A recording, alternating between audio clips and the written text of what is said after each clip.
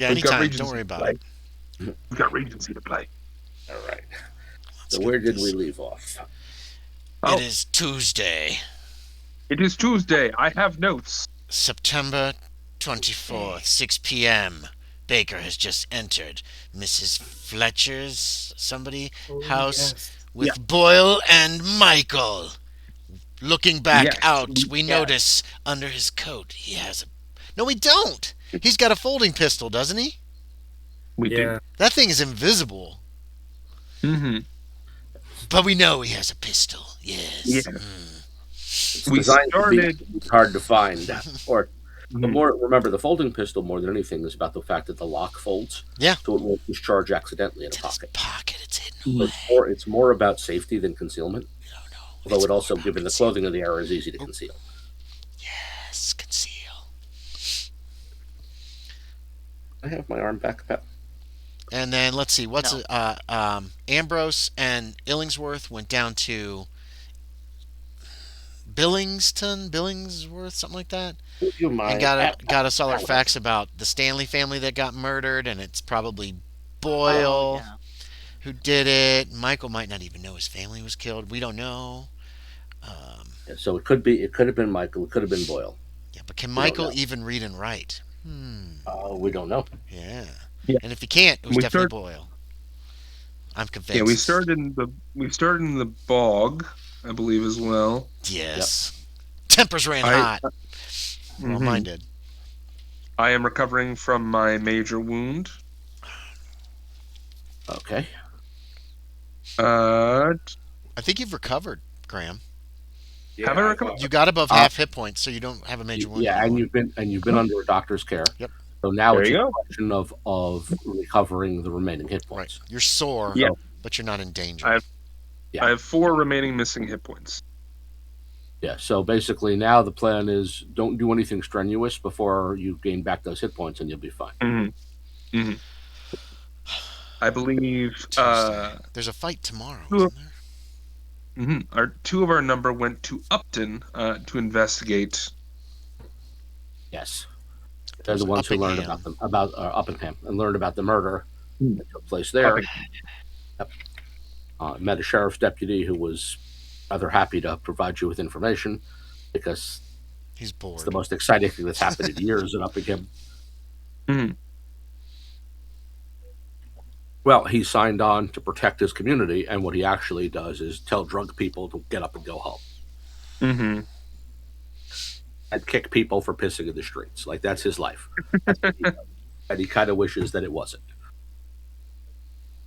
Baker's More hearing murders voices in his head, too. Yeah. Well, listen, a murder is exciting. A murder is time for law enforcement officials to shine. He was reading the that magazine. Yeah, the Good calendar. Yes. Yeah, he's reading about crime and punishment, about murders and highway robbery, and, serious crimes. Oh, that's a name that we might be able to use. So, we pick up, I believe, on Tuesday. Yes? Yeah, that sounds right. Yeah, Tuesday night, around 6. Baker was just going to join Michael and Boyle for dinner at Mrs. What's-Her-Face's house. We have that here. I'm just pulling up the list. I have not updated this in a while, physically. Landry, I believe. Yes, Mrs. Landry. Yep, it's Landry. Who keeps a house in Rutland, and the two of them were staying there. So they're paying her for lodging and food. Mm-hmm. Yeah, Baker's supposed to pump them for information for us. Yep. You had also learned, I believe, that what was the book? You had gotten your hands on the book whose title I'm using at the moment. I've got it. Mm-hmm. That would be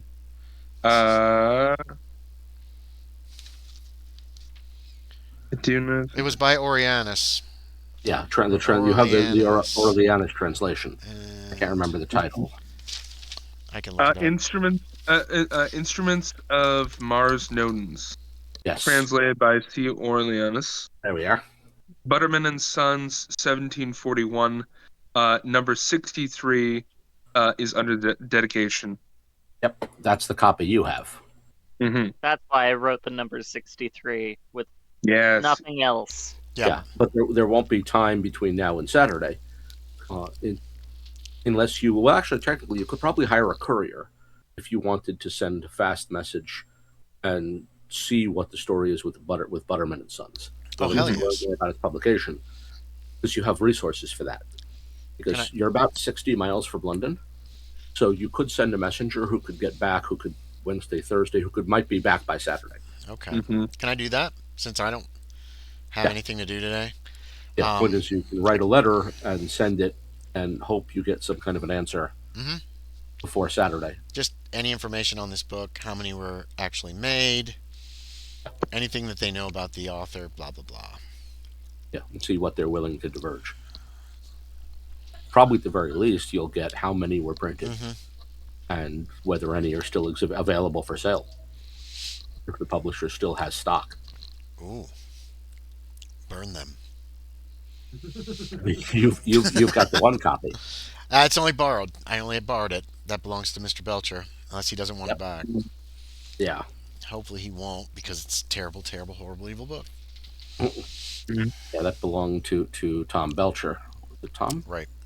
Yeah, Tom Belcher. Yeah, Tom. His brother's dead. Yeah, his brother died a few weeks ago in London.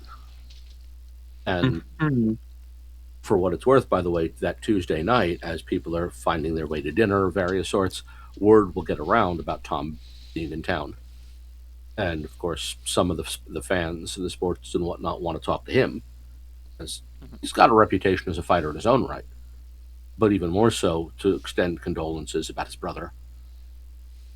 Some of them had only heard before they came here. Like some people, it's clear, heard about James Belcher's death as they were leaving for this place. Like it was one of those, did you guys know that happened a week and some ago? Like, oh, no, I didn't know. Thank you for telling me. That kind of thing. So there are a number of people who want to shake his hand and say, can give him condolences for his brother. So you've got a lot of that kind of stuff going on. That doesn't necessarily affect you guys. But Tom, so, and he's not... Well, actually, no, there is a thing you might be interested to know. If any of you are keeping an eye or listen on that, does anyone know about the book? He said it was his brother's book. I don't know if any of you want to hang around and socialize and see if anyone mentions it. Because that sounds like a long shot, but might be worth the doing.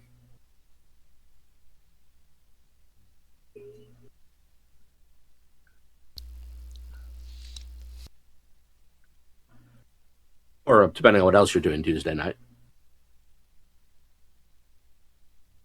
I had to go get my dice because I forgot them. I'm not going to. I'm liable to drop more information. Baker seemed quite disappointed when I pretty much fessed up to this cult and all this other shit to Tom Belcher, so. Okay. Not me.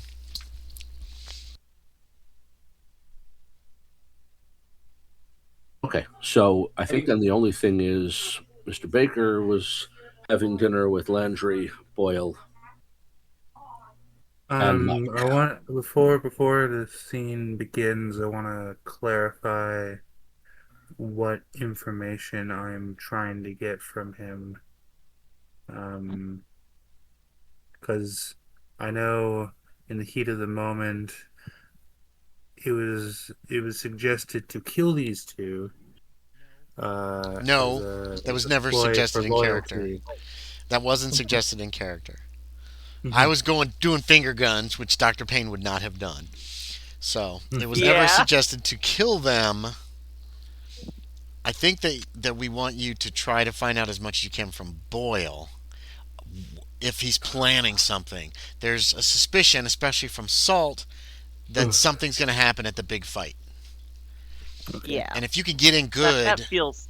with like Boyle, maybe he'll say, "Hey, this is Nodens is coming back" or whatever. Who knows? Yeah.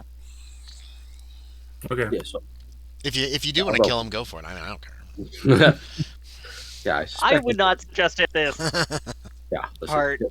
Killing him on the one hand could solve one potential problem. It would also create other potential problems. One thing, Like, Kevin, murder. can I towards right around dinner time it comes to me? How about?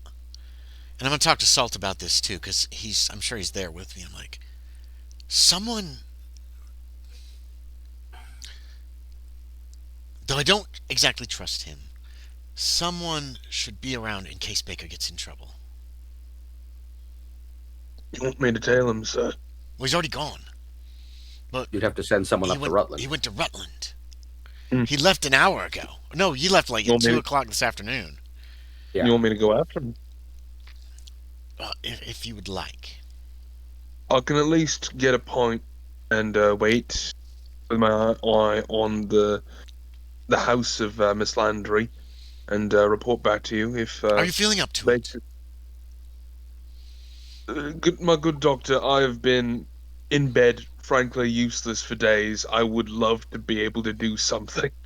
All right, then, scurry off. Okay, so you're going to be up in Rutland then by dinner time. Well, no, it's dinner time when I think about this, so an hour later, you'll be up at Rutland. Yeah, Graham could be like that. Yeah. Baker gets in trouble, and suddenly there's Salt for some reason. Like, what? Yeah, I will... beating people. I'll make my way to the... What's the name of the tavern in Rutland? There is only one. The Oak Tree or something like that? The Oak Tree. Yeah. The Oak Tree. Sorry, I was thinking of the Panther, which is in Thistleton. So I made my way to the Oak Tree, get like a filthy glass of something, or a filthy pint of something, and just do my best to keep an eye on the Landry house from where I can sit. If you sit on the porch, essentially of the Oak Tree, you can see the house. Then I do that because it's across the street and down too. So it's right after dinner. Right after dinner, can I find Ambrose and Illingsworth and basically say that Salt went to try to keep an eye on Baker in case he gets in any kind of trouble, just to kind of keep them in the loop. Let them know. Yeah. Okay. So as for Mr. Baker, though, so you invited yourself over to dinner, I believe, at the Landry household, where Mrs. Landry had put on a leg of lamb earlier. And so you will be finding yourself enjoying roasted lamb with local vegetables. Oh, nice! Listen, the woman can cook. Like that's what she does. Is she makes a living these days, essentially running a small boarding house. And part of the way you do that is you make the sort of food that people will remember and come back for. Mm-hmm. And so you're going to be eating good. Of course, we'll simplify a bit because this is going to be an hour or more, which means, by the way, that Mr. Salt will arrive before this is over in case that matters, because dinner is not a rushed thing here. She likes... She doesn't want you to seem like she's putting on the airs of a lord, and will say so. But the point is that she thinks that a proper meal should be something you sit down to and take your time to enjoy. So she'll bring out, so that's some nuts, some fruit. Let's be honest, she's probably not fully done with like all the side or like all the dishes that she's planning on serving. So no, she's done with it. She's been working all day to do it. Okay. The point is that she's got several courses to serve. So it's not just a plate of lamb and vegetables. It's some nuts and cheese, a main course, some cold greens, soup served dressed. So it's her variant of putting on the kind of table you would get at an upper class eating establishment. Okay. So it's more than one course. It's not the quality and variety you would get at an upper class establishment, but it's the feel of it. So she's aiming for as close to the feel of higher class dining as she can achieve with the resources she has. So, the nuts and fruit served as a separate course. I of course thank her for her hospitality and taking me in unexpectedly. Oh, she's absolutely. If you're with Mr. Boyle, that's fine. She's okay with that. So apparently, because he's paying her by the night probably. So a guest is well within what he's paying for. She won't say that, of course, but one gets that implication. As for Boyle himself, he's perfectly happy to talk technique with you, because he's thrilled that you're here and wanting to get at what it is that he does. And if you let him talk for a while, he's fully and freely willing to admit that he is, in fact, a follower. He calls himself a priest, as you know from his card, of Mars Nodens. And, he understands that that's not the kind of thing that people would normally say, and not the kind of job you get paid for. And it's very clear he's gauging your reaction, as in, are you the kind of person who, having a religious input or having would have some kind of religious issue with that? In other words, if he says that he worships a pagan god, does that offend you? He's testing. Baker wouldn't have an issue backstory stuff. Basically, he's agnostic at most. Okay. And so he's looked into paganism, although he didn't know this god beforehand. Yeah. Well, you've heard of Mars, undoubtedly. Of course, yeah. Yeah. They named a fucking planet for the guy. Yeah. But the idea that there's a variant of Mars worshipped in Celtic Britain, Mars Nodens, that you did not know. And that's what he will point out as the same, much the same, that this is a local thing. He's tapping into the history of this land. So he feels very comfortable that this is a thing that English people should know more about. This is our history. This is our land. This is what happened before we were. Baker is gonna try to steer the conversation. Are you planning on spreading your good word at the fight? Well, naturally, it says. There's no better example, no better place.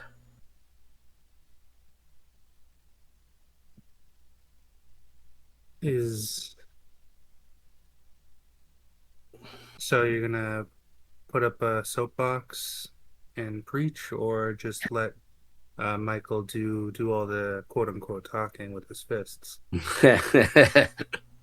Of course. No, he says, I'm not some soapbox ranter, no enthusiast, if that's what you mean. No. The point is that more people who see and appreciate the art are drawn to it, like yourself. And as that occurs, each one brings in others.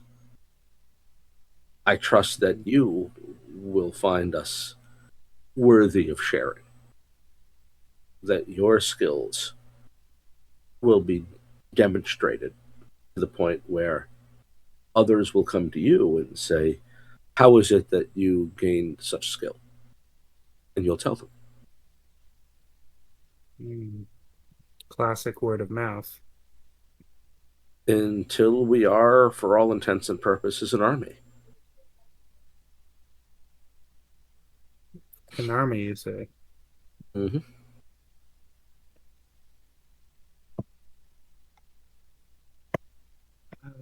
And then think of what we can make this land.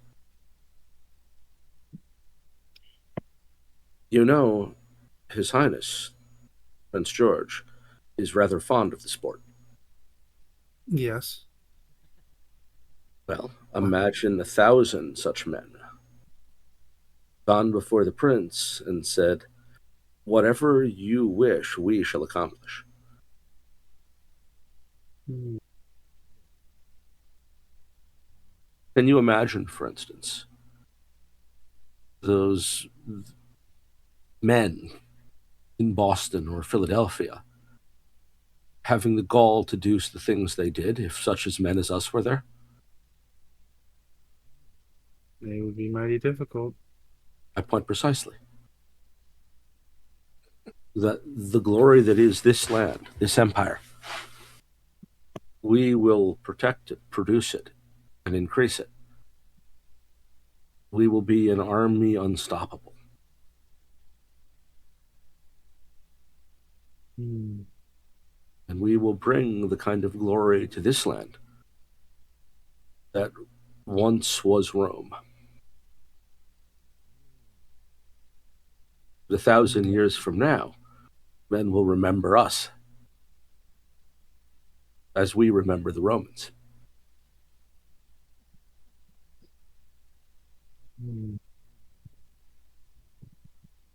Internally, Baker's like, where is this going? Like he's got his gun like under his coat. Who could stand against us at that point? Who could stand against an army of fearless men?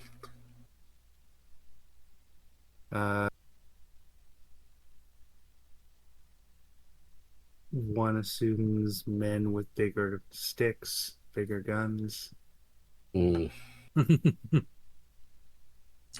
Well, see, there's a bit of the secret. There are techniques beyond the ring. You're not ready for them yet.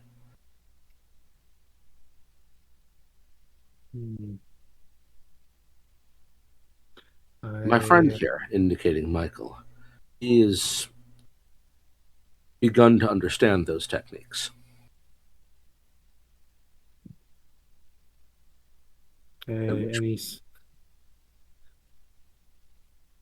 Do you think he will show these secret techniques at the fight, or not yet? No, there should be no need. I myself,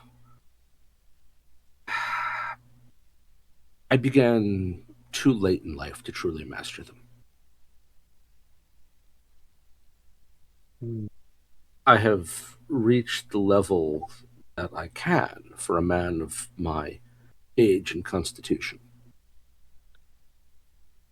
and have no fear of that. I could beat any man in this village twice over. Wow.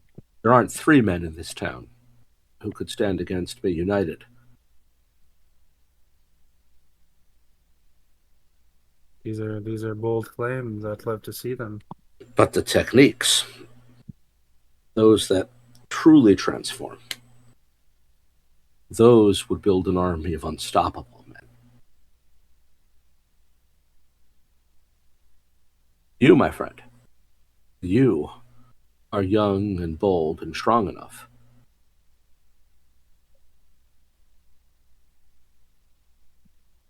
You could live through those.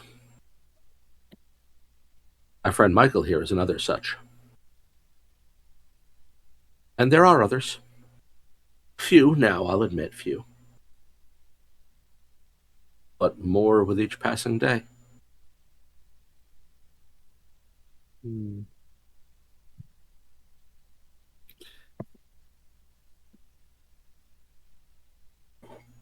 In my mind, Baker is he's more anxious now more than ever. Even if he shot one person, he's trying to calculate.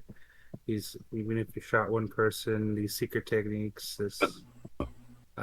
he's worried that he wouldn't even make it outside before Michael or Boyle got to him and killed him. Well, there's also the problem that there's definitely 2 of them. And even if you could shoot one, then you've only got 1 shot.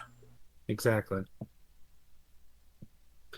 So Mrs. Landry's there too, so there's a witness. Also, there's the fact she's not a problem in terms of fighting you.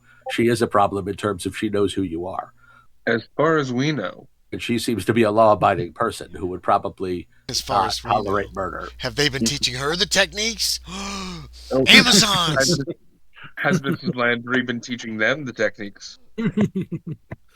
Probably not in either case. Queen Nodens. Point is that she would definitely tell authorities that if you committed a murder, she would definitely not hesitate to tell people it was you. Mm-hmm. Yeah. So you would also probably have to do something about her. Is Black Op. As he's thinking this, like he's gonna relax his grip and tuck his gun away and basically it'd be like, I'm outnumbered.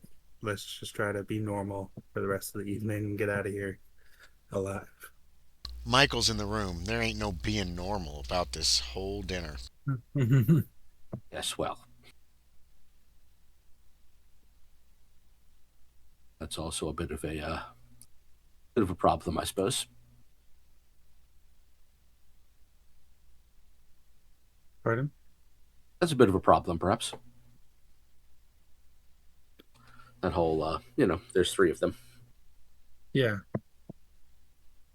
So, apparently he's not planning a big demonstration, and he is building an army. Yeah. Mm-hmm. Supposedly for the glory of the British Empire. He's building an army of super fighters. More colonization on the way.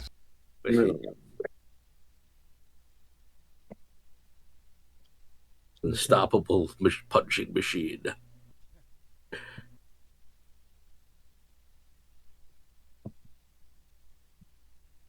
Okay.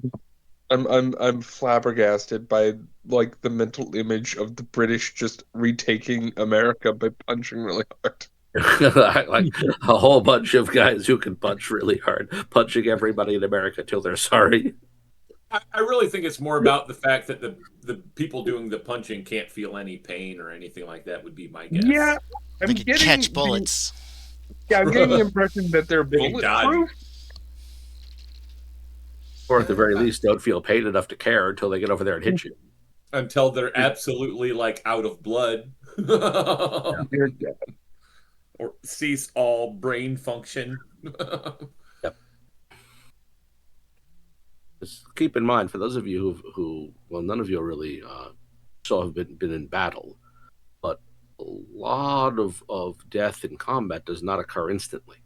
Right. Mm-hmm. People get hit, they fall down, they bleed out, infection gets them, shock gets them. Mm-hmm. Very few bullet wounds just drop a person dead instantly. Mm-hmm. So imagine, even if it was as simple as someone who doesn't feel pain or shock. Mm-hmm. Yeah. And imagine how terrifying that would be. An army of people who don't feel pain or shock charging, taking a volley of fire from entrenched defenders, and not even slowing down. Right. Mm-hmm. That is horrifying. Yeah. How many defenders would stay to reload at that point? And how many would just break ranks and run? He's talking about, if any of that is true, he's talking about what is in a very real sense a viable and rather horrifying army that really could probably defeat many other armies. Especially if it can do something like that. So bulletproof would be great. Even shock resistant would be horrifying. Be effective. Mm-hmm.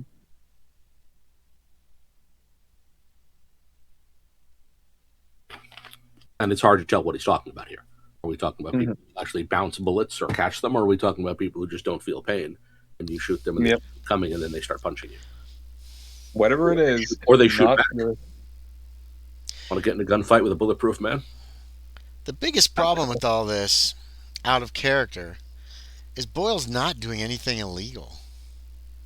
Not necessarily even anything really that immoral.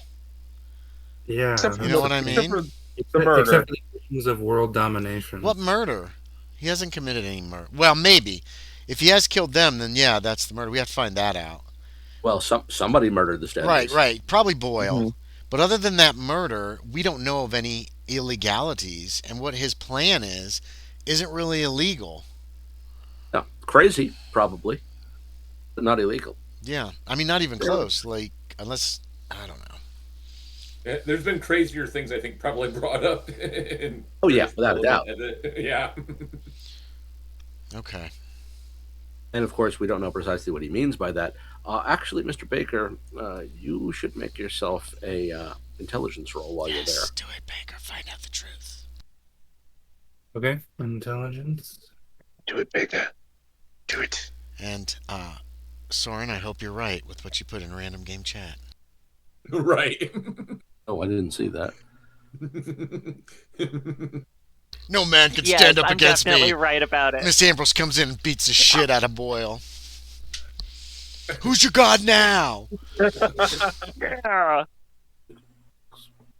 Alright, so 100 is that mean so 42 makes it a regular success. Okay. Hell yeah. So he talked about transformation. And it's midway through, so basically closer to dessert, when Mrs. Landry brings around tea, that it clicks. Why does Michael not look like anyone else from Uppington? Broadly set eyes, the thicker nose. It was easy to give it to sort of dismiss it as damage. The broader nose, for instance, in the ears, the kind of damage you take from getting punched a lot. But the more you sit with him, the more there's something. The way Boyle used the word transformation creeps in the sense of, is Michael still a man? Because Boyle admitted that he's too old, he said, to undergo the full process. It's not enough to push it to a sanity roll, but it's enough to definitely... It's something when once you see it in Michael, you can't unsee it. Would people at the time be able to connect it to, like, do we know of Neanderthals and Neolithic past humans? I am honestly not. That's an interesting question. When was I'm the actually not Piltdown sure. Man? Well, that's a little later. I don't know when Neanderthals were first identified as such. First recognized 1856. So no, that's not a thing yet. Okay. Just curious, because when you were describing him, I was like, sounds... Yeah. Now, the idea of variant races and degeneration theory is very much part of the modern era. In particular, the work of people like Georges Leclerc. So evolution is already circulating, although we're years before Darwin. This is the age of Darwin's grandfather, who wrote on geological evolution, which is part of where Charles got the idea, from the work science of his own grandfather. Erasmus was a geologist, not a biologist. He talked about the way, like, if you expose a mountainside and you can see layers of rock, he talked about how those layers of rock can tell us about the history of the mountain. How layers built on layers, and that explains how a thing happened. Degeneration theory and Leclerc. In particular, a lot of this is pseudoscientific bullshit, done primarily to back racism and slavery. Yes. Woo. Yeah, sorry. But a lot of the biological science of the era is basically bullshit in the service of slavery. Is there still slavery in England by 1811? In England, no. That's what I thought. Okay. But a lot of this is being bought and used in the United States. For instance, if you've read Jefferson's notes on the state of Virginia, where he talks about biological inferiority across races. Yeah, that Jefferson. Yeah, it's in there. Is this related to the weird study of, like, brain shapes or, like, head shapes? That's going to come along That's later. Yeah. Blumenbach, Next Generation. Oh, okay. Yes, this is where Blumenbach got the idea from. Yep. Phrenology Okay, cool. actually belongs to this era. Right. Phrenology, The early part physiognomy. of it does. Hang on, one was a tour. I think was actually a little later. Because the guy who came up with the idea was teaching around this period. Okay. Franz Joseph Gall, who, who is by 1813 is still very much alive. Gall was teaching phrenology by about 1800. Oh, it's Johann Spurzheim, the guy I was looking for. 1776, 1832. Spurzheim was the guy who really popularized phrenology. He also dropped dead during a U.S. tour. And they actually embalmed his brain and his skull for phrenological reasons. Which was totally appropriate. Yeah. Kind of was. Whoops. Yeah. Oh boy. Yeah. So phrenology very much play some Star Trek. But the idea that humans come in races or species, and that certain races are advanced and certain are degenerate, that is very much part of the so-called science of the era. So the idea that this is a man who is degenerated is very much within the scientific understanding. It's supposed to be by race, but if you want to get rid of the race bullshit, could it be by individual? Like a person could degenerate in their own lifetime? According to those theories, yes. In their own lifetime? That's actually theorized in this time period? Theoretically, no, but you may be looking at evidence of it here. Okay. But this is, there are people who would argue that it can be done over the course of a generation. The experiment with you cut off the tail of a rat and its children won't have tails. That's not how that works, by the way, but that didn't stop anybody. Yeah, biological science of the early 19th century was steaming, brilliant, awful crock of shit. Weren't they the ones that were like, we put this potato and we completely sealed it off, but these worms came out, so worms must come from potatoes, blah, blah, blah, blah, blah, something like that? Oh my god. That was the thing someone tried at one point. It's also the same era. We're also within the lifetime of those who developed the theory of oxygen. Joseph Priestley, who got rid of phlogiston theory and developed the theory of oxygen by demonstrating how fire works. The age of the Lavoisiers, who designed the periodic table of the elements. Antoine Lavoisier died in the French Revolution. So in 1813, there are people alive who knew him. And if he had died by execution, he might still be alive in 1813. So it's that era for science where there's some genuinely good science being done, and then some genuinely awful science being done. Isn't that just science, though, really? Rarely has so much bad science been so widely accepted as the era when people were trying to defend the idea of enslaving people. Because that science begins with, we are going to enslave people, and then works backward to try to find excuses to do it, instead of actually exploring what's in front of us and trying to understand what exists and why it exists. You can't really call it science when you start with the conclusion.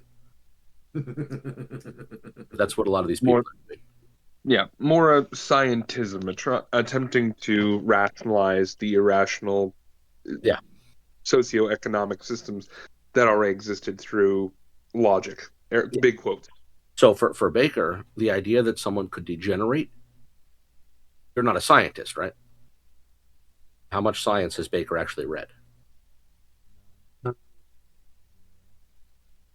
He doesn't have a doctor. He doesn't have a doctorate. Well, what's your education level, though? What's your education score? My education is 65. Okay, so you've probably read the kind of popular science that most people have read at some point, where you read a newspaper that includes articles about someone has discovered a thing, and then perhaps you read, you pick up a journal while you're at a club, and read an article. That's my education too. Well, it's true for a lot of people. Mine's higher. If you're a member of a club, for instance, you might habitually read journals. So you might be reading.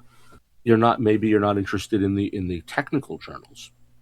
You're not interested in so much of how it's done, but that it was done. That a scientist discovered that this thing could be done. So someone has built a steam engine that can power a vehicle. How do steam engines work? Steam, I think, right? That's cool. Do you need to know all the details of how it worked? No. But you might well know that someone built a machine that drives a vehicle that people can ride in. And therefore, it's possible to build such machines for longer distances, and people could ride around that way.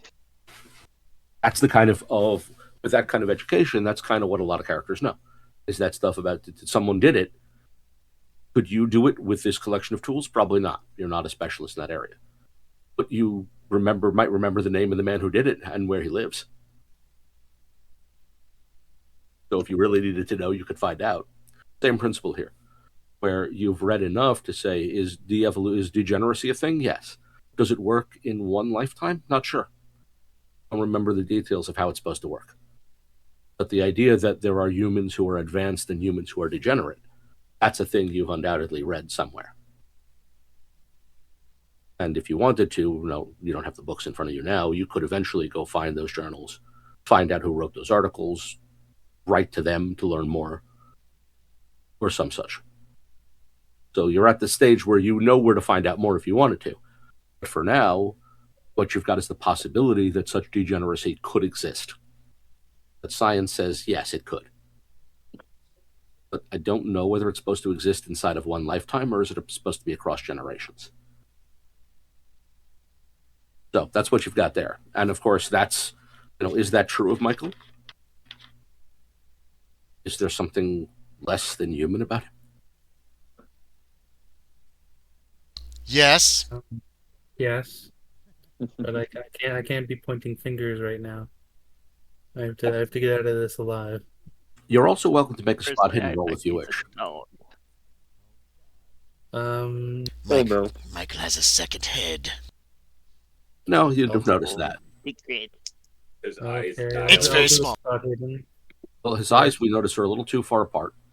His forehead a little too flat. Deep one. Oh, I was like, he's a dog. He's a dog boy. Turning into a pug? How'd you do on that? Yeah. How'd you do on that spot hidden roll? It's a regular success. Okay. And I don't know whether it's worth pointing out, but you'll notice that Michael also does not eat any vegetables. He's just eating meat? He eats nuts. He eats his meat. But he's not interested in either the roast vegetables or the cold dressed vegetables. So he's just pure protein. Yeah, he's eating apparently pure protein. He also eats some cheese. Also protein. Yeah. In other words, it's the kind of thing it doesn't even process till you're done eating when the salad comes out near the end, and he just doesn't want any. So there's some for you, and Mr. Boyle has some, and Miss Landry has some, and Miss Landry offers him some, but he doesn't want it. And then it clicks. He didn't eat. There was a serving of vegetables that came with his lamb, but he didn't eat either. I'm not gonna press him on why. I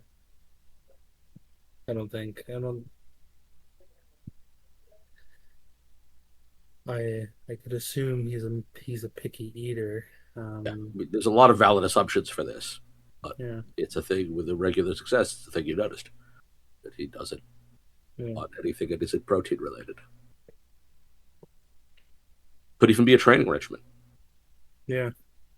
Where he's turning things down, although it'll occur to you probably once you're on the way home that if it was a training regimen, Miss Landry would probably have known.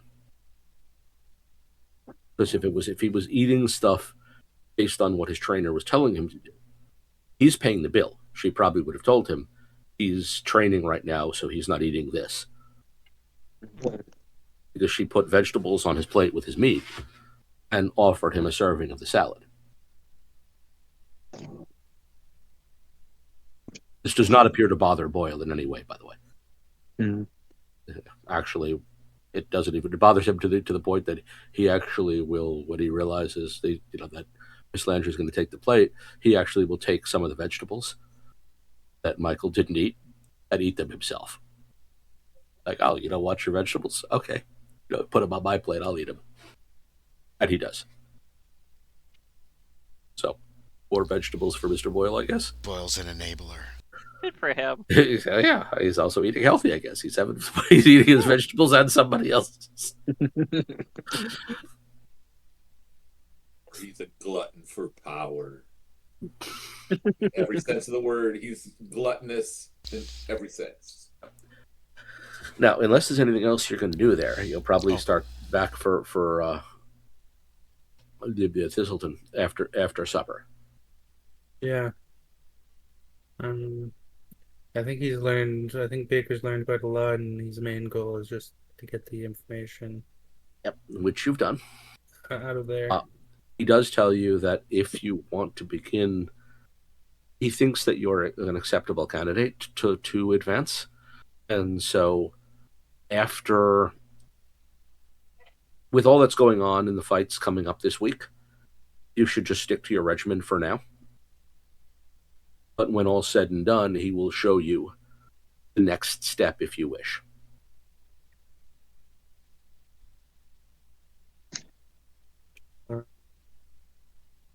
Thank you very much. And when he sees you to the door, he'll ask, "Are you familiar with Mr. Orleanis?" Mr. Orleanis? Yes. Oh. He wrote a book, translated a book, that is most helpful. Do you remember that, Josh? That's you actually have that name, the guy who translated the Instruments of Mars Nodens. Yeah, it's the book that Belcher showed us, and you got all kind of caught up into it till I snatched it out of your hand. Yes. Yeah, that's the book he's talking about. The one that kind of hooked you in. Yes, I've read it. But have you read it through? Yes. Page to page. Good. Then you should be... You have already taken your first step into a higher order. Good job, my boy. I'll see you in the morning. Wait. Did he read it? Or did it get away from him? He got away from him. Oh, okay, good. Yeah, he's lying. Yeah, no, what he said wasn't true. You remember, you guys pried it away from him because he was a little too intrigued by it. That's what I thought. I just wanted to... And that's, of course, the same book that Tom Belcher got from his now dead brother, which he had a bad feeling about for his brother having read. So, Mr. Salt, are you going to let Mr. Baker know that you're there? Oh, hello. Are you while we're both in the doorway, are you gonna make yourself known? Or once he starts back toward Thistleton? I think I'll start following him at a distance, and as we walk through along the road back to Thistleton, I will slowly pick up my pace and start whistling to catch his attention. Oh, that's not creepy at all. As not surprise him. Yeah, that's a little on the creepy side. Yeah, just a nice low, long whistle, would be like a jaunty tune if it wasn't so drawn out. Yeah. And how does Baker feel about somebody coming up behind him and whistling? If that doesn't sound like a murderer, I don't know what does. There's definitely a murderer behind you. I think he would try to play it off and make a turn down an alley. Well, the road has no alley. It's a Roman road. Yeah, it's the old Roman road. Is it? Jump in the bog. Remember, this is not. This is a more modern road. Oh, they're going back. He went back the regular road. Yeah, you took the main road back, right? Yeah. Yeah. Wait, September. Okay. Okay. Okay. Dawson. Trees, or Are there trees, or there's do not I gonna have be to any like walk crops. faster to get out of view?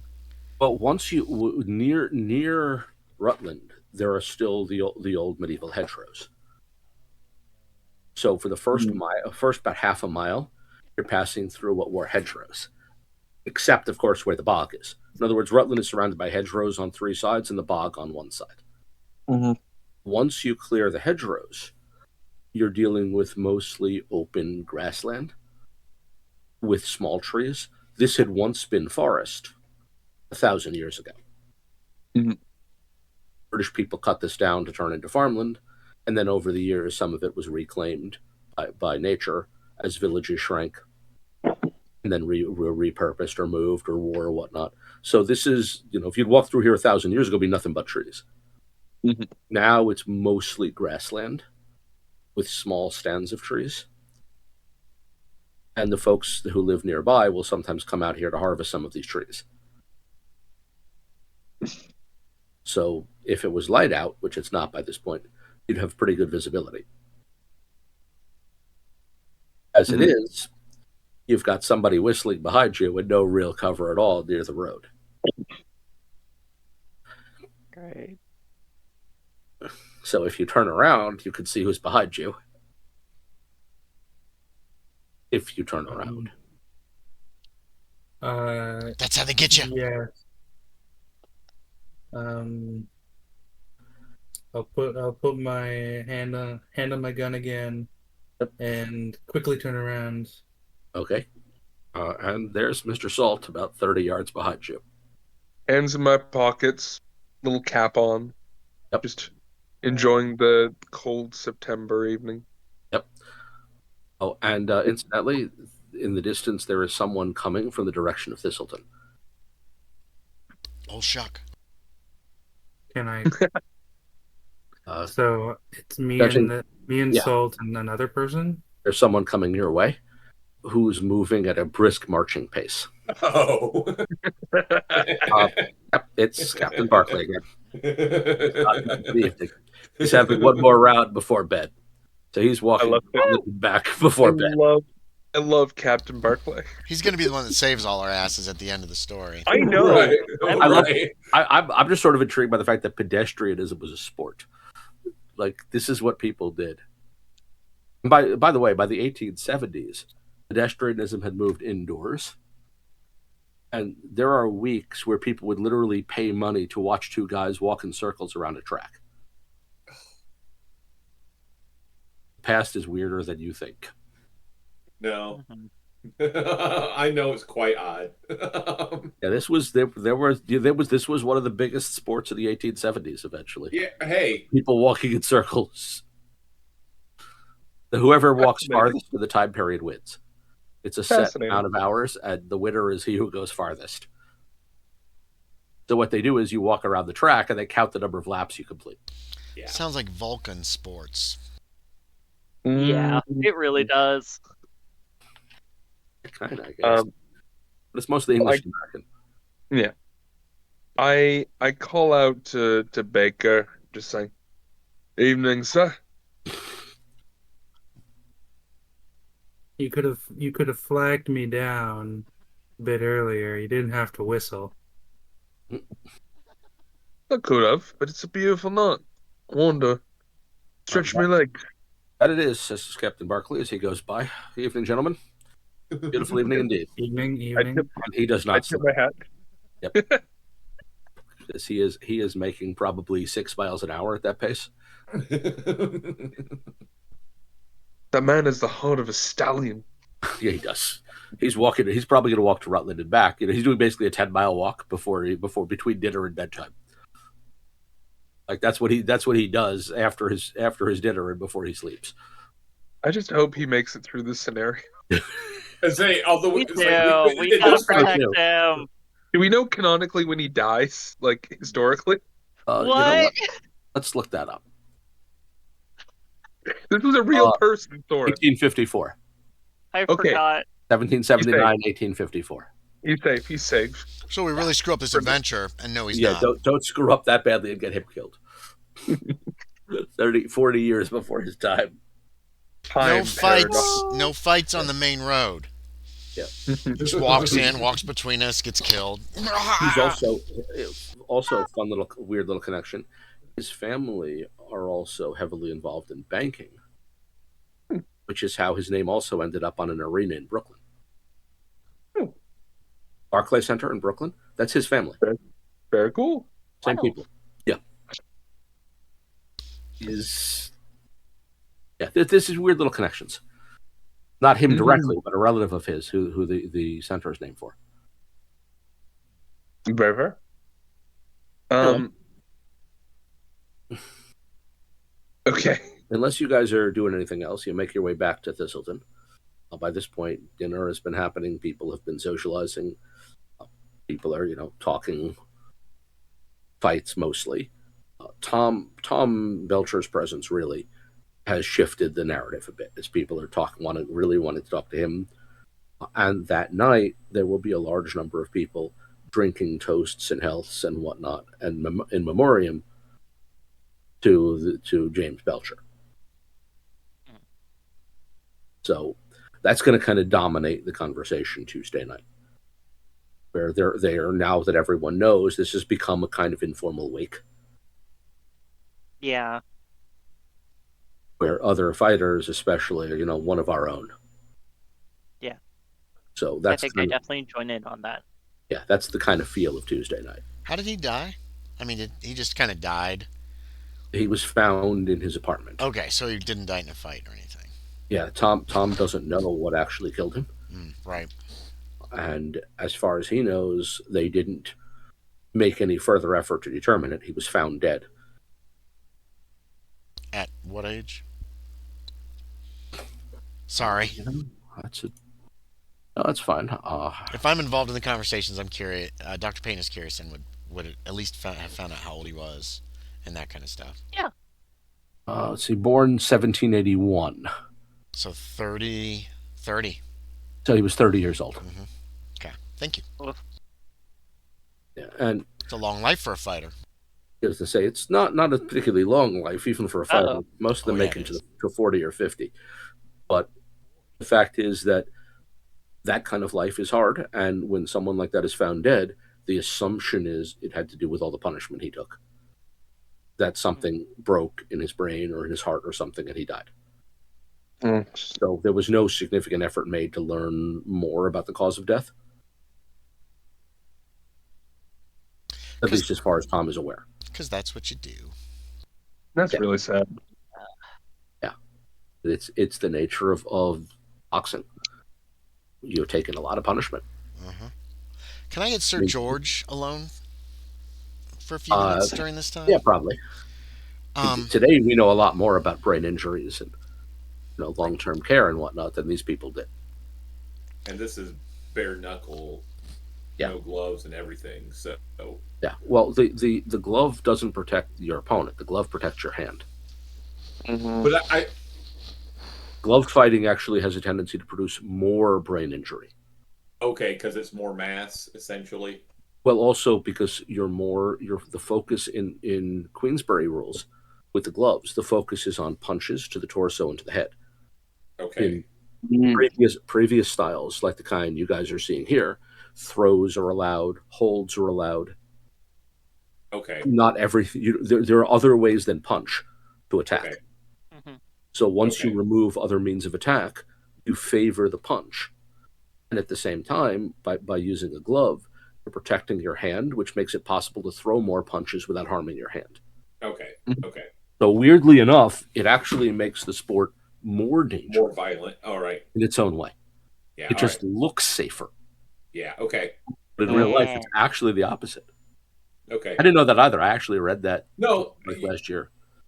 Part of me feel like I've heard that before, but yeah.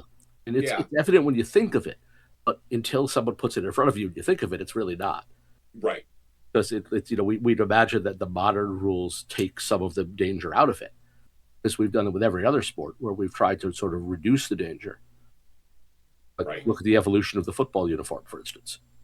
Or you can draw numerous sporting events or whatever, and safety. So the batting helmet. Yeah. Introduced after a player died from being hit in the head with a pitch. Say restrictor plates in NASCAR. Say all kinds of stuff. So I can't remember the name of the guy, the first hockey goalie who used a protective mask. He had all of his teeth still. I don't know if he had any teeth, but I remember that apparently he stopped a puck with his face, got stitches to close the wound between periods, and then wanted to go back into the game and used a mask to protect the stitches. Because it apparently had never occurred to him that this would have been, we could have just solved this whole problem in the first place by, wearing this to begin with. Yeah. Like using a protective mask to begin with and then not having to cut our face to pieces. But that is not how this shit worked. Same thing with the catcher's mask. Like there's necessity is the mother of all invention, right? Sometimes. Necessity is the mother of invention. Yeah. There's a study that I read and I forgot where I found it, that tracked the post-playing careers of a number of professional catchers from the earliest eras of professional baseball, and discovered the huge number of them who ended up in jails or mental institutions.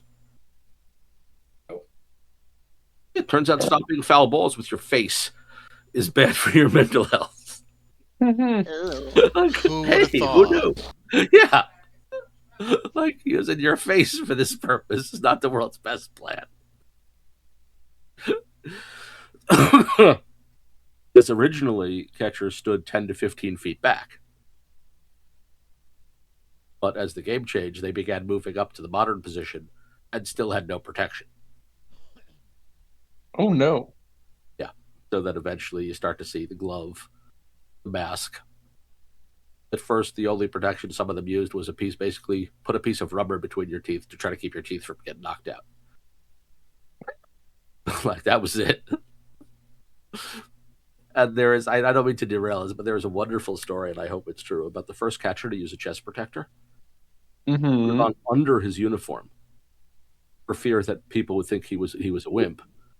And when they discovered he did it, he claimed that he only did it because his wife insisted. Tell them how your wife almost made the invention of gloves for historical baseball. Yeah, Admit is pointing out that they wanted to insist that I should use gloves when playing vintage ball, which you don't. How many times you got injured? Oh, just a couple of fingers. Ooh. Get him.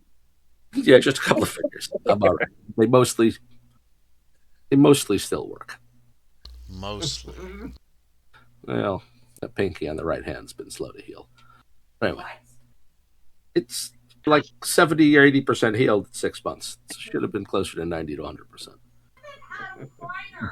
What? I'm fine. Don't worry about it. Anyway. Kevin, your next character in any of the games I play has got to be this married man whose wife is always hanging out and yelling at him. Oh, that's real life. I know, it'd be hilarious. It's the opposite of funny. Anyway, so that's basically Tuesday. Wait, I want to talk to Sir George that night. Oh, you want to talk to Sir George yes. that night? Yeah, so you will be able to corner him at some point. Yeah, I only need like 5 minutes. Yeah, during the assorted wakes and what have you. Yeah, he recited some Latin when he was flipping out the day before coming home. I'm just trying to find out what it was and where he saw it. Oh, okay. Because he said something in Latin that we didn't recognize, and I didn't think to ask him before. Hold on a sec. Let me see if he remembers it. Okay. If he doesn't, that's fine. But I meant to ask him before. I have one other question for him.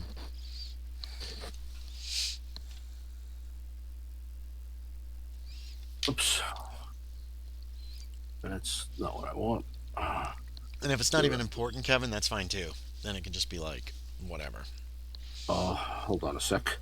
Well, first off, my first question is whether he remembers that's fine. What he said the other night. He might not have. We were all pretty messed up at that point. Making an intelligence roll, which he succeeds at. Sort of. Space success.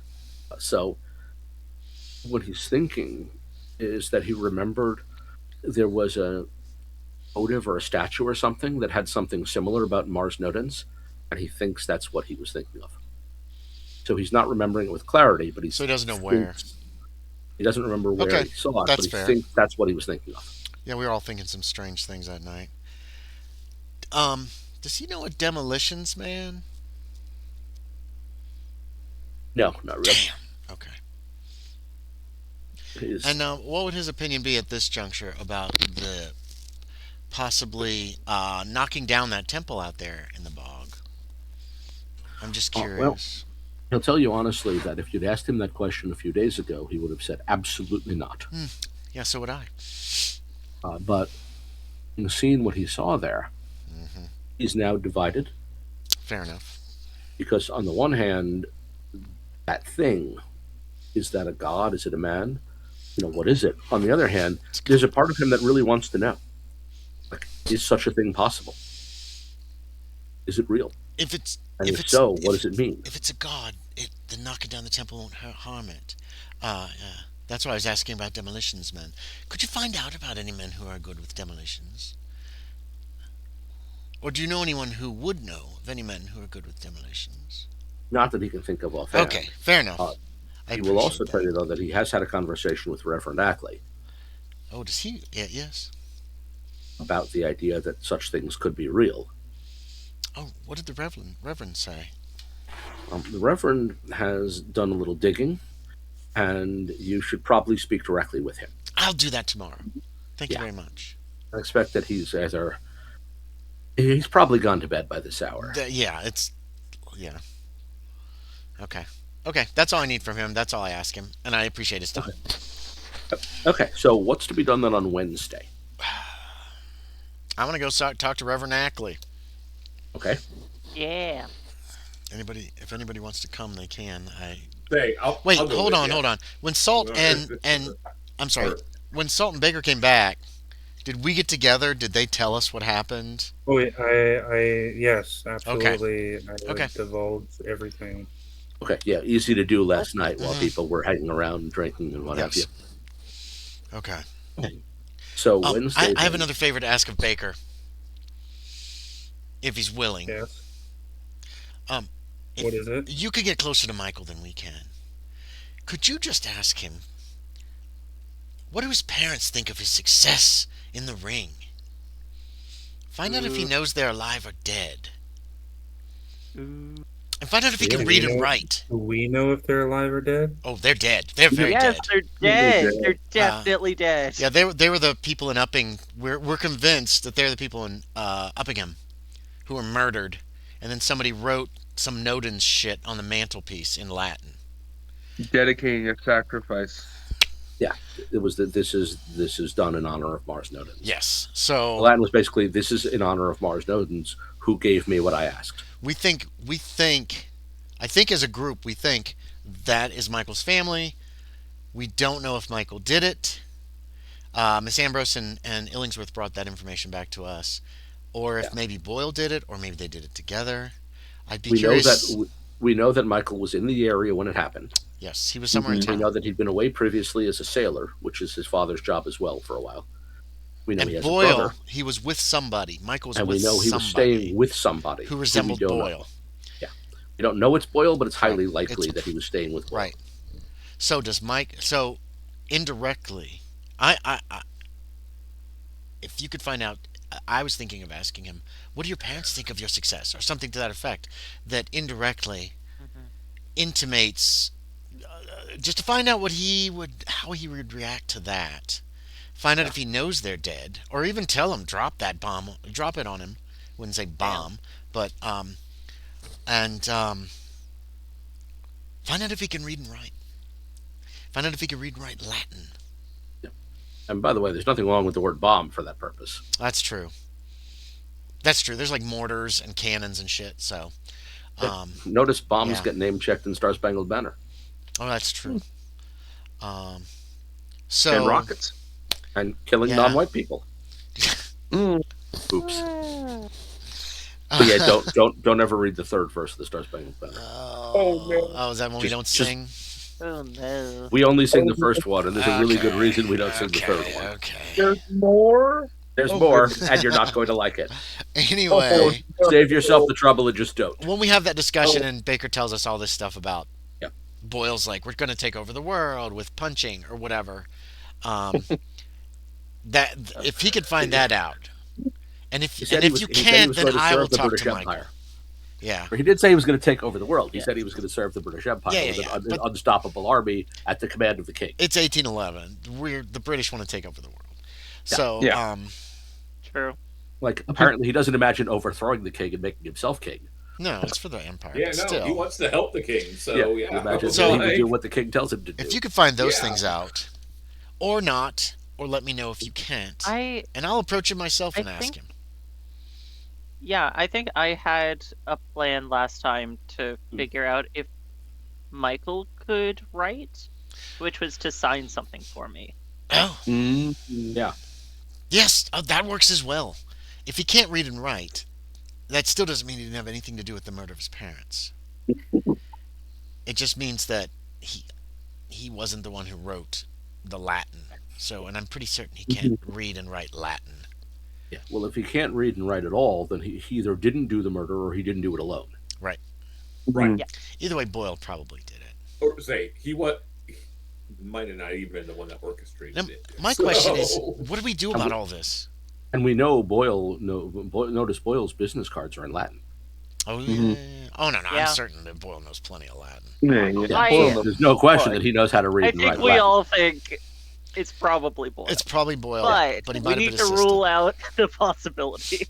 We Yeah. don't actually. Plus, if you want to do something about it within the law, you'll need proof. That's where we're going to have a problem. It's a year-old case. Go ahead, Graham. Baker, you did say that Boyle suggested Michael was becoming something more. He seemed to be, in Boyle's words, Michael was transforming. Now, were you completely honest with us, Baker? Did you tell us everything that happened there? Why would I lie? No, I'm not in character. This is not in character. I'm asking you if you told us everything or if you left anything out. No, he would tell everything. Okay. Perhaps he's not done transforming. Perhaps there's a reason why he was particular about protein. Growing boy needs protein.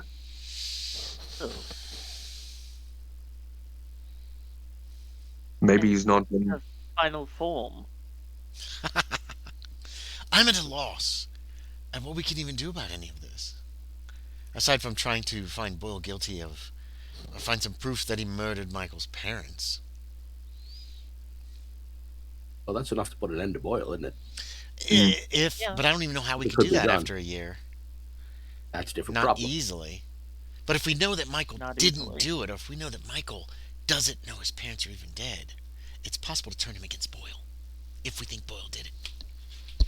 Man like Boyle, he wouldn't just break the law once. He's dirty.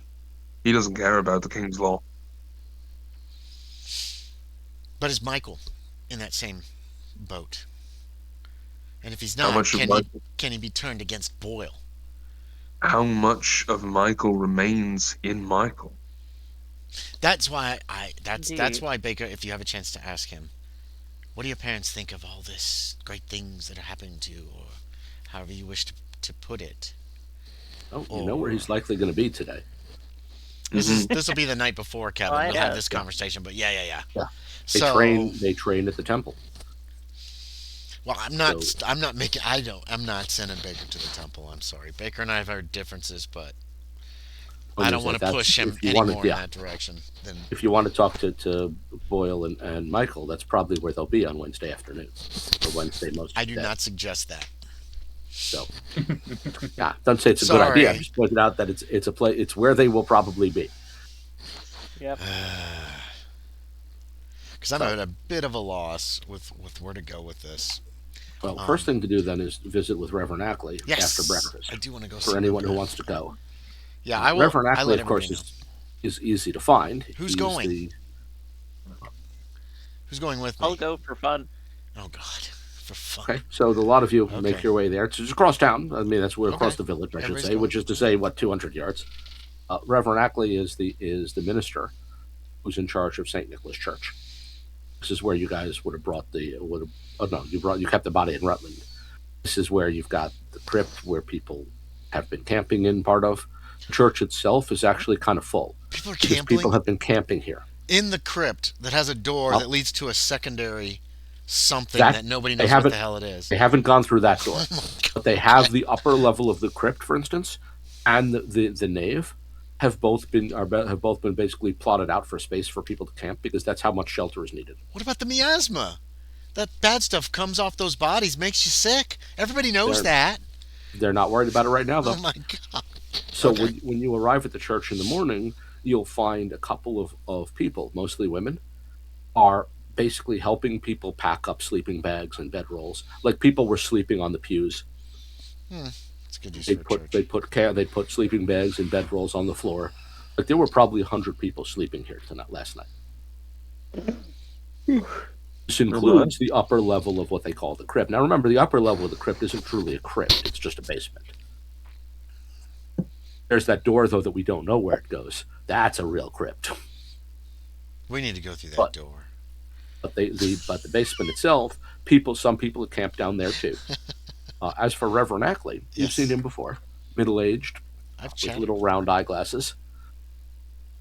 He's moving through, when you find him in the morning, he's moving through the church, making sure that everyone who slept here last night is up and around, finding people if they need something to eat, basically trying to find everybody enough food and shelter in a world where those have become hard to find for this week. So he's doing his best to basically act like this place has become a refugee shelter. Yeah, that's what it sounds like. It is very, except these are not refugees, they're fight fans, but still, he's acting, it may as well be a refugee crisis, and that there are people who need food and shelter. So he's doing what he can for that purpose. When you find him, you'll be able to basically, he'll be like, give me a minute. And then you'll finally be able he'll invite you into his office. Oh, perfect. And asks if you don't mind if he does a little munching, because he's got a roll he still hasn't eaten yet. Of course not. Oh. Like someone brought him a roll, and he's been 2 hours and he hasn't had a chance to eat it yet. He also has tea, which has gone clearly cold. Someone brought him breakfast, and he's been working for the last 2 hours. He knows me. Him and I are on the same page about this fighting shit, and I've talked to him a couple times before. Yeah, and of course, needing to shelter people like this is not making him any bigger a fan. His office is pretty sparse. One bookshelf holds maybe 24 books. About the only one of it that'll catch your interest initially is one that's laid flat. Oh, like on a stand? It's laid on an upper shelf. Okay. So it occupies the bookshelf by itself, and it's laid flat rather than with its spine out. Modern people store books upright. Yeah. This book is stored, the one book on the upper shelf is stored laid flat. Is it big? Yeah, it's oversized? a larger book. Yeah. Yeah. So it won't fit easily on the shelf any other way. And he's got maybe 24 other books. And for what it's worth, you'll notice a couple of the titles are in Latin. Can we make them out? Yeah. Most of them are classical. Okay. So, for instance, he's got the writings of Seneca. He's got a copy of Suetonius's Lives of the Caesars. He's got Pliny the Elder on natural history. So he's got a couple of the classics of the late Roman writers. One or two of them, though, there's a couple of odd bits in there, like Ovid's Metamorphoses. Odd book for a minister. Really a little, one of those things that it's a very secular text. And then, of course, what you'd expect in translation, the letters of St. Paul. Although you're welcome to make a library use roll to see if there's anything that really jumps out in that regard. Because you're doing this for like shelf browsing from a distance, so yeah, you'll just need to kind of actually make a looking, roll. checking titles. Yep. Nope.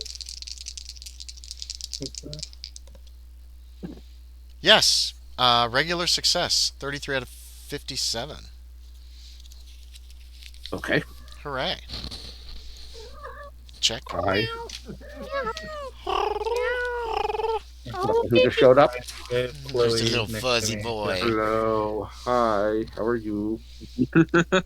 Please. My cat heard that and woke up. Percy Bear. Oh, Miss Was this the Chloe. plan, pal? We don't have a plan.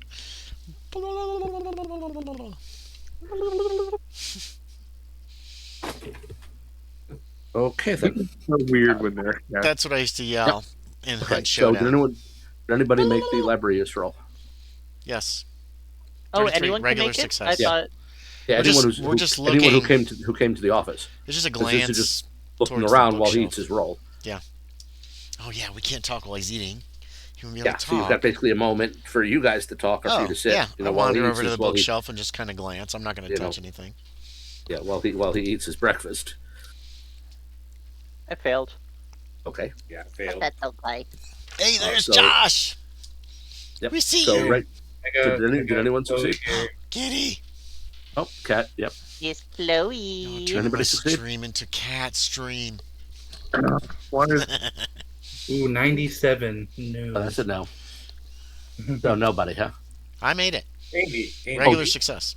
Okay, with a regular success. Yeah. Two things that'll jump out at you. One Oriella. is Athanasius, exegesis on the Book of Enoch. Oh, not that thing again. He doesn't have a copy of it. No surprise. Very few people do. But not familiar with that particular work. But the title in Latin is Exegesis on Enoch. And the writer is credited as Athanasius. Okay. Hmm. Yuck. Okay. So one, there's that. We've dealt with this book before. All right. And two is a collection of, according to the spine, Lincolnshire County myth and legend. Oh. That's in English? In English, no author credited on the spine. We're in Rutland County right now, Rut- but Lincolnshire's right Lincolnshire next is the door. next county over. Yeah. Yep. Ooh, interesting. Remember, Thistleton was chosen because it sits at Yeah. a county border. I looked towards the Reverend and I said, "Do you mind if I look at this for a moment?" Towards the Lincolnshire. No, help yourself. I pop it open. I'm assuming there's no index or table of contents or anything helpful, right? Actually, no, this one does have a table of contents. Oh, anything about old Shuck? Yep. Fantastic. Chapter That's 4. I'm going to pop it open and skim On it. Old Shuck. Hey. It has the table of contents is what you would expect of local myths and legends. So, on the ghost of the high road. Yeah, that's Smoke or whatever his name is, right? Oh. John Smoke, that ghostly bandit that what's her Probably. name told us about? Walsey told us about? So there's a chapter on that. There's a chapter on Old Shuck. Okay. On medieval legend. There's a chapter on the story of the two monks. Oh, no, that one. In other words, there's a number of local legends in here. The only two that in the table of contents that you're familiar with are the old highway ghost, which is probably that same story, and a chapter called On Old Shuck. Each chapter begins with the word on. I like that. I'll skim through Old Shuck to see if there's anything new in there, but I'm probably going to end up asking him if I can borrow this book for a day or two. Yeah, you're not going to have After time to read more of it. No, I just kind of... Does anything If you open jump it- out in the Old Shuck If you chapter? open to the beginning, one of the things the author does say right away is that he starts with the legend of Old Shuck predates Thistleton Village, and supposedly finds its origin points in the days of the Druids. He offers no citation or proof for this. Oh, yeah. Okay. Yeah, I'm definitely going to ask him to borrow this book. All right. Is he done eating? Yeah. Oh boy, I stick it on the shelf, back on the shelf where I found it for now. Yeah. Yep. Borrow. So, says Reverend Ackley, I know you're not all of the same mind as I when it comes to the fights, as I've seen some of you in that magic ring. And he puts as much, magic stain into that line as he can. magic. What? I'd smile. What? You've never heard men of the boxing fancy refer to it as the magic circle? Oh yes. I thought you said the magic room. I Magic apologize. ring, magic circle, whatever. Yes. You know they do. Those of you who are familiar with boxing, by the way, know the term. Those of you who are not may have just heard it for the first time. Yeah, I think I just heard it for the first time. Somebody related it to me because it got mentioned to somebody who, either Baker or somebody who told us about it. Yes, I was talking to Sir George. He referred me to you about the ruins under the church, the ruins nearby. Oh, yeah. So he did. I took the occasion to walk out there in the evening. To the, I kind of gesture in the general section. The road, yes. Rutland, yeah. Yeah, the other day. Mm. While I assumed everybody would be taken up with the mixture of beating other men into bloody messes and then celebrating with drink. Oh, excuse me. Or beating women into bloody messes and celebrating with drink. My apologies. Let's be complete. Oh, why, thank you. I'm sorry. I do a little mock I'm bow. sorry. I come across too sharp. I haven't slept well in days. I could prescribe you something. If I didn't have so many things on my list to do, I would take you up on that, Doctor. But the needs of the many come first. And I am, at this point, the most put upon servant of Christ. Or perhaps the most put upon. I know, that doesn't speak of humility. Well, if there's anything I could do to help, I would be glad to. Well, that would involve a great deal of time and effort that don't wish to take you away from your other duties. Because what I need here are people prepared to cook, to clean, to facilitate.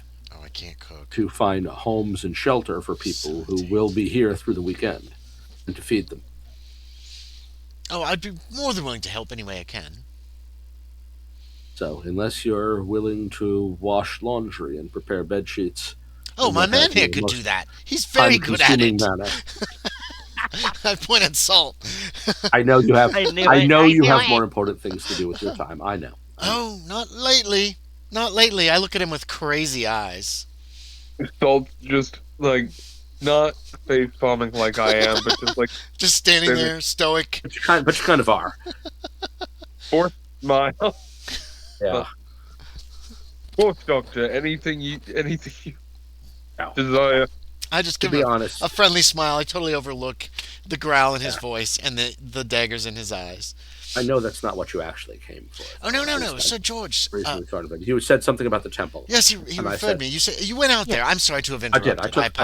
I took a lamp and I walked the old road. And I found the temple where Sir George had said it was. I could not find any way downward. Ah. Oh, yes, they covered up. They're very secretive. Oh, some dirt and rocks on it. Right. So I'm going to take out the book, Aurelianus. Because I'm keeping that close to me. I don't want to lose it. Mm-hmm. There were similar things that are in this. I borrowed this from Mr. Belcher. I just open it and show him a couple of the pictures of He indicates may I? Yeah, he hands it to you. Be careful, it's wicked. I see. He begins paging through bits of it. Wicked is the word I would use, yes. This is a manual for the better destruction of men. Indeed. It has been advised to burn it. I don't own it, so I cannot. Of course. Or I would So immediately. who does own it? Is it going to be impolite to say? Not certain, actually. I don't think Never came across a so. circumstance like this, because there's no law against owning this. It's not right. immoral or heretical. It's not the yeah. Yeah. It's not the It's not king the in kind of thing yellow. that you tossed out of church or arrested. It is a priest. It belongs to Mr. Belcher, Thomas Belcher. He Oh. got it from his brother, and his brother thought it best to be destroyed. His brother died not long ago. His brother, a paragon of the art of destruction, as I remember. Indeed. Is he still flipping through it? Is he like getting really he's sucked in? Paging through it, and you can see him. He's getting less sucked in, and more his mouth twists in disgust. Mm. Okay. I think he's okay then. He's fine. But he keeps turning pages. He does. Reaches for his tea, then decides not to, and keeps turning pages. As you He's can see, you for and a I'm going to moment. grab it out of his hand, just like I did to Baker the other day. As you can see, he snapped like it tends to pull one in very strangely. I haven't looked at it myself, and then I'm going to put it away again. I'm also glancing at Baker. Is he like looking at the book hungrily? Like, not particularly. Okay, Although good. if you hand it to him, he'll be happy to look at it. No, I'm sure. I'm not handing it to him. Are you handing it to me? No, I am not handing it to you. I do So- not want you any more broken than you already are. So you acquired this from young Tom, Yes, whose brother died of it, indeed. and who was himself a practitioner of the art of destroying other men, for he Unfortunately. was himself destroyed. Apparently, yes. Likely, I will say yes. We don't know his cause of death. One can guess. But young Tom said this book was involved in his death.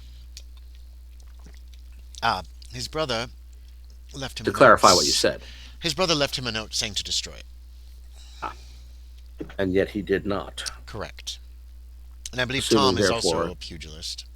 That the book might be involved in his brother's death, or perhaps even evidence of some foul play. And these same pictures are in the temple basement, crypt, whatever, underneath.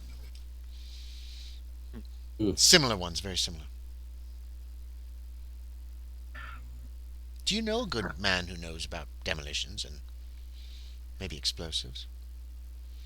No.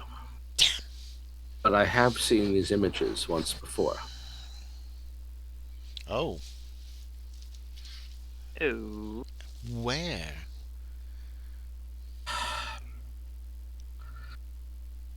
Are they under Takes a long, deep breath, finishes his tea, Are they under the church?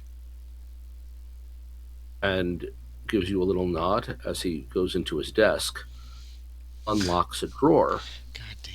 and comes out with an old-style metal keyring. A metal what? Keyring. Ring. He ran. Oh, okay. Like, The kind of keys you could kill somebody with. Yeah. Medieval And these keys. are keys big enough to serve as weapons. Yeah, these are medieval keys, right? Like Yeah. old.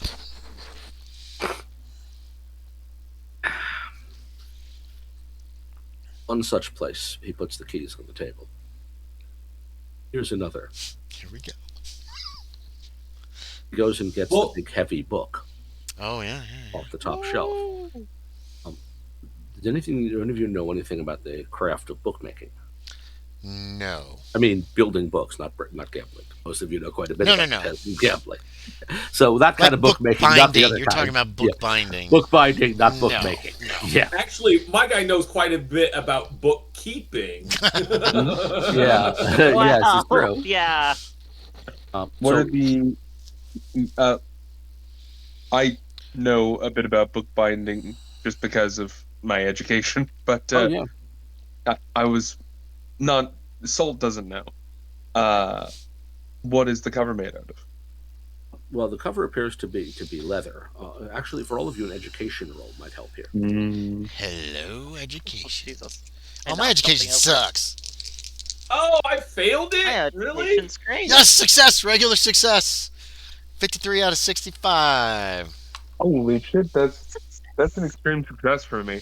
That's an 11. You always have to show me up, Graham. Thanks. What's everyone's education again? Mine's only 65, dude. At I'm not very well 90? educated. I struggled in school. I struggled a lot in school. Yeah. Mine is you learned your craft more by apprenticeship than school, didn't you? Mine I is struggled 70. there, too. So I'm technically more educated Yes. than Dr. You are. Yeah. I'm Although not yours is educated. formal. I'm not Crazy. well educated.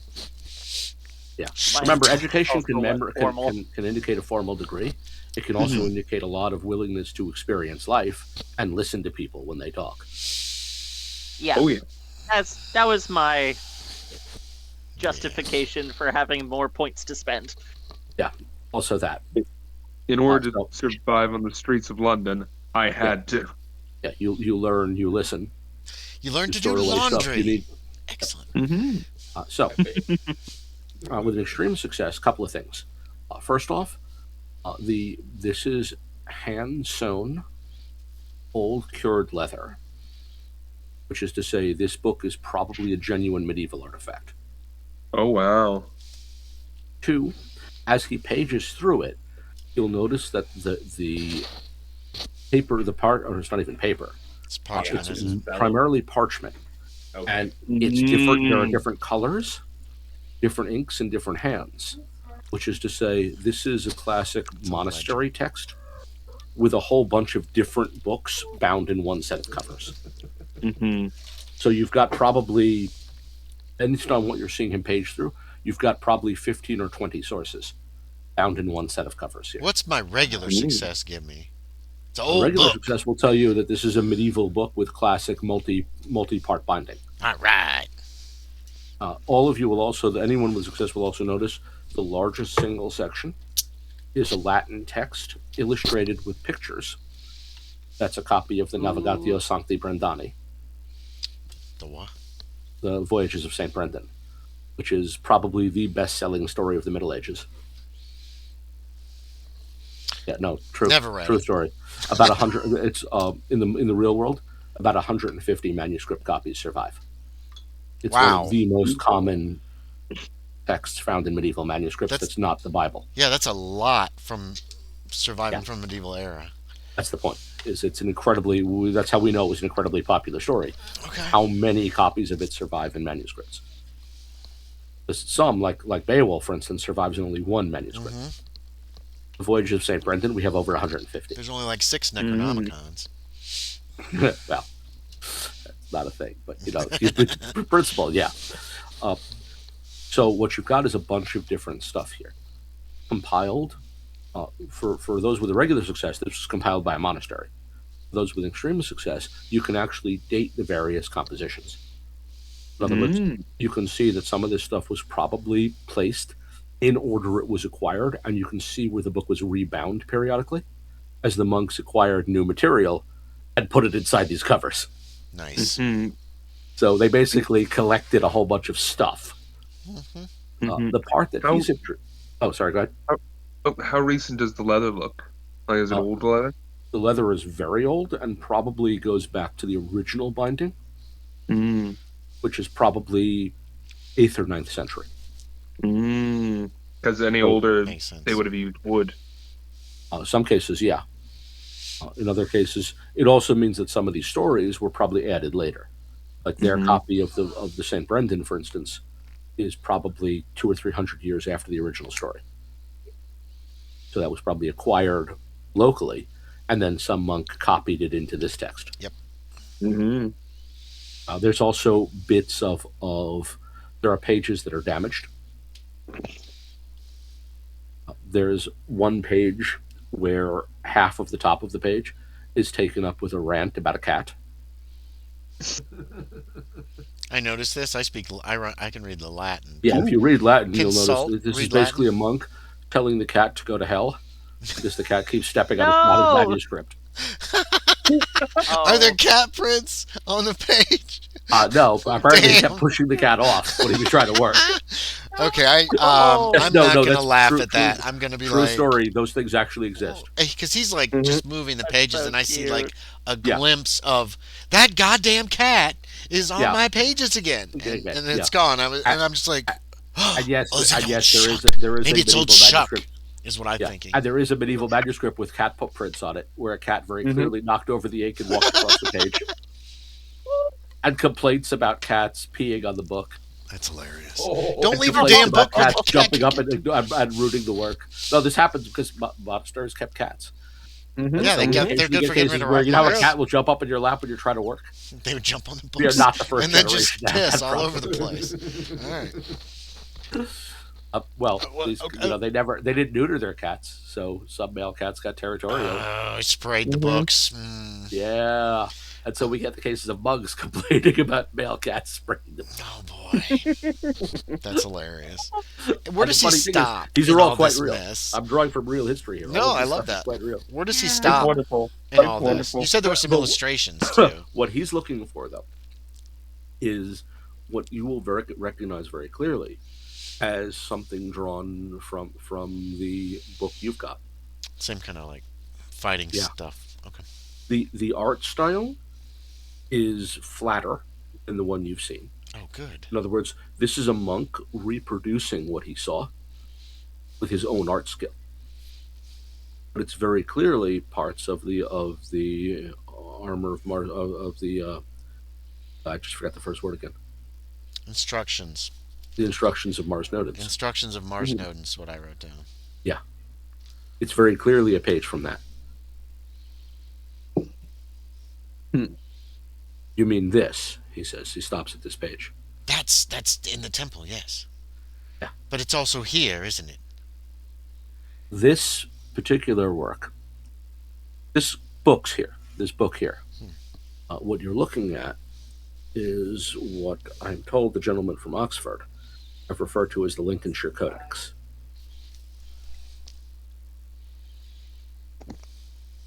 I refer to it as the St. Nicholas Codex, because it belongs to St. Nicholas Church. Now, before the church, before the 16th century, where's Edgeworth? We need Edgeworth. St. Nicholas also had a community of canons, churchmen who handled various affairs of the church. They're gone now, of course. I have one deacon, and that gentleman is overworked in the extreme. But in any case, it was this procedure, this text was collected by the canons over the years, gathering what they thought would be relevant or interesting. So, travelers' tales and such. This particular section, it seems to me, matches the tome you've just shown me. He indicates the instructions. Yeah, I'll take it out and I'll give it to him. If he starts opening up and flipping through and getting lost in it, I'm going to take it away. But otherwise, he can look at it. No, he'll lay it out, so the little one next to the larger codex. And you can see where some of them are, and it's clear the monk who did it, or I guess canon properly, didn't have the kind of art skills the original creators did. Thank God. But it shows what to do. So the monk has basically reduced the detail of the figures in order to show the movements more clearly. And in the codex, the instructions are in a weird shorthand. So under each figure, there's like 3 or 4 letters, which the Reverend is pretty sure is a shorthand for some Latin that he's never been able to translate. No, wait. Are the words... The book, the instructions book, that have written instructions as well, doesn't it? Yeah, it has written instructions, and then it has diagrams explaining how to do. And so you've got basically words and then diagrams showing you how to do. The one that matches, could we decode the Latin lettering as probably, this is probably what he meant. Okay. Yeah, and with that, what you learn is this is not one page of the instructions. It's drawn from like 5 different pages. This, by the way, will take the lot of you sometime, because now we're playing basically a big jigsaw puzzle game. Yeah, of course. Until somebody starts like just staring at it and drooling or something, and then I'm going to have to get the in other words, to the canon who produced this text was probably producing, as what you can tell, is what he considered the most important shorthand. Essentially, if I had only 1 page or 2 pages to reduce this course to something useful, how would I do it? Yeah. And at the end is a note that says, this set, in other words, these instructions are as far as one can go with a man. Where, Reverend, did these come from? These pictures from this monk? Where did he see these? That I don't know. Damn. St. Nicholas was always a crossroads. What are the keys for? I'm pointing at the keys he threw down very dramatically on the desk earlier. Well, I also know the canons who produced this text. They're dead, aren't they? Yes, but some of them are still here. I point down at the ground. Are you suggesting we open up their graves? When the church was reduced in 1538, Miss Ambrose, don't look so happy. some of the upper buildings were Sorry. demolished, and some of the resting places of the churchmen over the years were relocated. But the king's men never attempted to enter the lower crypts. And I believe, see this here, he indicates that it goes back to the Codex. I'm giving Miss Ambrose one finger, like this, like stop. Like, I don't say anything. I just do like this in her direction. I haven't been to a crypt in so long. I apologize, Reverend. This here, he says, he's putting his finger on the text. This is, I believe, Samuel of York. Who's below? Who I believe is one of those whose grave remains undisturbed. In the deeper crypts, the ones that are very unstable. Where some of the canons were buried. They're not unstable. What's that? Anyone told you that? Sir George said that it was unstable, and that's why they didn't proceed past the door. Yes, well, that was not entirely within the realm of truth. Fair enough. Fair enough. Reverend. Is that what Salt says? Ooh, Reverend. No, that was Connor coming back from the dead for a little bit. God, I wish Connor was here. I did not wish people to break into these places hoping to find things of value. Oh, yes. And so I have let it be known that the area is unstable. It's a simple way to keep out would-be thieves. And my question is, Sir George thought that the temple might be down there. Was that also a little less than the truth? I never believed it was. Oh, but now, I could be wrong about that. He did believe it. I did not. Very well, very well. But in truth, I haven't explored all of the spaces down there. So is there some truth to some Roman temple? I couldn't say with certainty yea or nay on the matter. But you think the gentleman who wrote this, the canon, he's down there, and you think there might be something in his grave? He indicates a little mark here.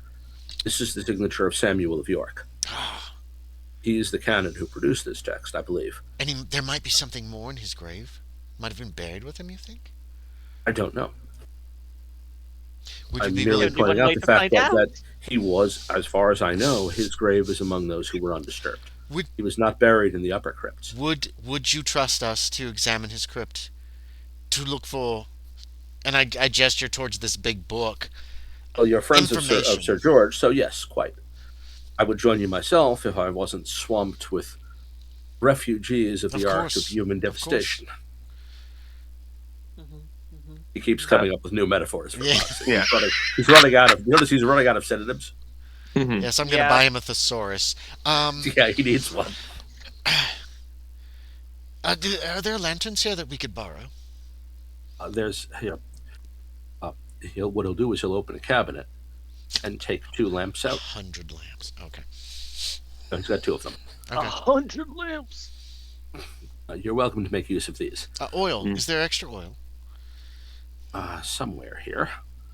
There we are. He's searching around the back of the cabinet. Yes. I will cast some match, some oil. Perfect. Yes. I will claim one of the lanterns. Yep. And actually comes out with, among other things, a rasp, a file. A file? Someone's put some of the tools in here. In addition to the lamp, there's some tools in here. Is there crowbars and shit that we could take? A luck roll for that. Okay. What you've got here is basically tools for maintaining things like pews. Okay. He's So been here's a down hammer, there. I'd here's like a to ask rasp, him. there's a file. Is this To maintain the real the basic things that people use every day and get worn down. Is this coffin? Is this crypt? Is it going to be stone? Is it going to be wood? Is it going to be hard to get open? Most of the brothers who died here were buried in a catacomb structure. I rolled an extreme success on luck, 04 out of 57. So 2 pry bars. 2 couple pry bars. Hammer. Also is there a hammer? So also a chisel. A chisel. Ooh, nice. I want a hammer. And a hammer. She's got a hammer, yeah. Well, the hammer's obvious. We're going to close it. We got to close it after there's also, a box of nails. In other words, the reason some of this stuff is here is to maintain structures like pews. Okay, we're taking everything. But as it turns out, with a good luck roll, you've got a bunch of other tools you can borrow here. We're taking the nails and stuff in case we have to seal up a coffin back again. Or something basically, like that. a full carpenter's kit. Everything you need to do wood and stone. Well, carpenter and mason's kit. Okay. Basically, everything you need to do wood and stone working. Okay. Does he know? Need to repair a wall? Need to fix a pew? Does he know? All the tools you've got for that are here. Does he know what kind of a coffin this gentleman? What was his name again, Kevin? I'm sorry. Samuel of York. Samuel of York. What kind of coffin he might have been? Was it wooden or stone, or it was like a? Doesn't know. Many of the brothers, he says, were actually buried in a catacomb. Okay. Oh, yeah. So you'll find the graves are actually mounted into the walls. Oh, so they're what standing. What they would do is they would dig niches into the walls. Okay. The coffin would then be placed in laying down, and then the entrance, the niche would be sealed by masonry. Oh, so we're gonna have to break in. Okay. So that way, basically, what it looks like is, have you ever seen? Robin. So what a catacomb tends to look like is, imagine a bunk bed for the dead. Okay, so they're sideways in, not they're lengthways. They're laying down. But are they? They're generally laid in shallow. In other words, you dig into the wall wide so the coffin's width. So the head and feet. Okay. If you walk past it, you will walk from the head to the feet. Gotcha. Or the other way around, depending on which way you're traveling. That's going to be harder to. That way, you can often get, depending on the size of the hall, you can get 3 or 4 niches, one on top of the other, like a bunk bed. And you don't have to dig super deep either. So. Yeah, and you only dig. All you have to dig basically is far enough into the wall that the coffin will fit. Right. You then insert it. You then masonry over the outside, and the coffin is now sealed in. Does he have masonry? Is there Is there stuff we can brick it back up with, like mortar and shit, or not? There's no mortar here. There's tools for using that, but you would have to go get equipment for that. You'd have to get the raw supplies. What you've got here is tools for using masonry equipment. So if you had some limestone, you could open something and break it back up. Because you've got the tools for that job. All you're lacking is the actual limestone to do it with. Okay. And the skill. Are we going to be able to, Are we going to be able to find any limestone, do we think? In Thistleton? Easily? With the carnival going on outside? Probably not. I'm going to ask him if he minds if we have to break some masonry, if we return later or send somebody later, or pay to have it repaired later. Is that okay? Yeah, that's what's going to. If you have to break something to do that, let him know, and he will then hire someone to come and replace it. Okay, cool. All right, Miss Keeping in mind that these are medieval structures. Yeah. So try not to break anything. Does anybody have paper and pencil? That he's got plenty of. All right, I'm going to tuck some paper and pencil in so we can draw a little map, if we need to help him get back to this place that we're going to destroy later. Dungeon crawl. That also means he can send workers if he needs to. Right. So I'm going to try. So who's taking the other lantern? I'll take the other lantern. Okay, Illingsworth's got that. We've got extra lamp oil. Somebody's in the pocket. We've got tools probably spread out amongst the party, tucked in belts and whatever. And I'll take the keys. Bars if you need to open a coffin. Pry bars, hammers, nails. I'll definitely take a pry bar. Yeah. And honestly, if you need to crack some of this masonry, probably the way you do it is with a chisel. Right, the chisel. You take the chisel and you hammer until you crack through the masonry, then you use the pry bar to crack more of it open, and you'll expose a coffin. And if they're masonry chisels, they're not sharp, they're pretty blunt. Yeah, they're big, heavy. They do their job by weight, not sharpness. Let's go. Right. All right. We'll report back to him as soon as we're done. I'm going to tell him. Yep. He'll be here because he's got a line of people to deal with. Hopefully we're back before people start going back down to the crypt to go to sleep tonight. Yeah, and be finished before. Yeah, people are going to want to sleep. We came here in the morning. Is it still morning? Is it late morning? It's about 10 a.m. Great, so you've that's got perfect. Easily 6 to 8 hours to work with. Okay, so when 4 p.m. hits, we better head back. Yeah. So downstairs then to the basement. Yes. Here again, people have been using it for sleeping. So here you'll find someone has stacked some bedrolls. A number of them, incidentally, look like they're army issue. So a lot of these people who are sleeping here either are soldiers or were soldiers or have a relative who served in the armed forces. And why not? It's a great place to get a bedroll. This is exactly what it's for sleeping under any conditions. You won't find anyone here at the moment. The door you want is a big, heavy, old wooden thing. You'll have to play with the keys till you find the one that fits. Click. And when it clicks, you can hear bits of rust cracking free from the mechanism. It's been a while since anyone's turned this. Does it have like a thumb thing? Nope. It just clicks and then you got to push it open. Push it open, and it opens either way. So you have to push it open from either side, and the only thing that secures it is the lock. Shall we lock it behind us, gentlemen and lady? It's the only way to keep an essentially curious person from following you. Salt's shaking his head. Someone's going to come in and see the door isn't secure. Because look at this. I'm pushing it. It's all over the place. Doctor, I don't mean to alarm, but as Salt says this, he pulls a cloth mask up over his face. Just when you go messing around with graves, you want a guaranteed exit strategy, and a locked door behind us is the last thing we want. How do you know this, Salt? Yes, I second that question. Valid. There was a period of time between when I was employed as a fisherman and when I came into your service, sir. And I just carry on with the lantern. He just walks away. Just walks away. I just lock the door after he's gone. By the way, is it just a mask, or do you have anything like something like a smelling salt or something?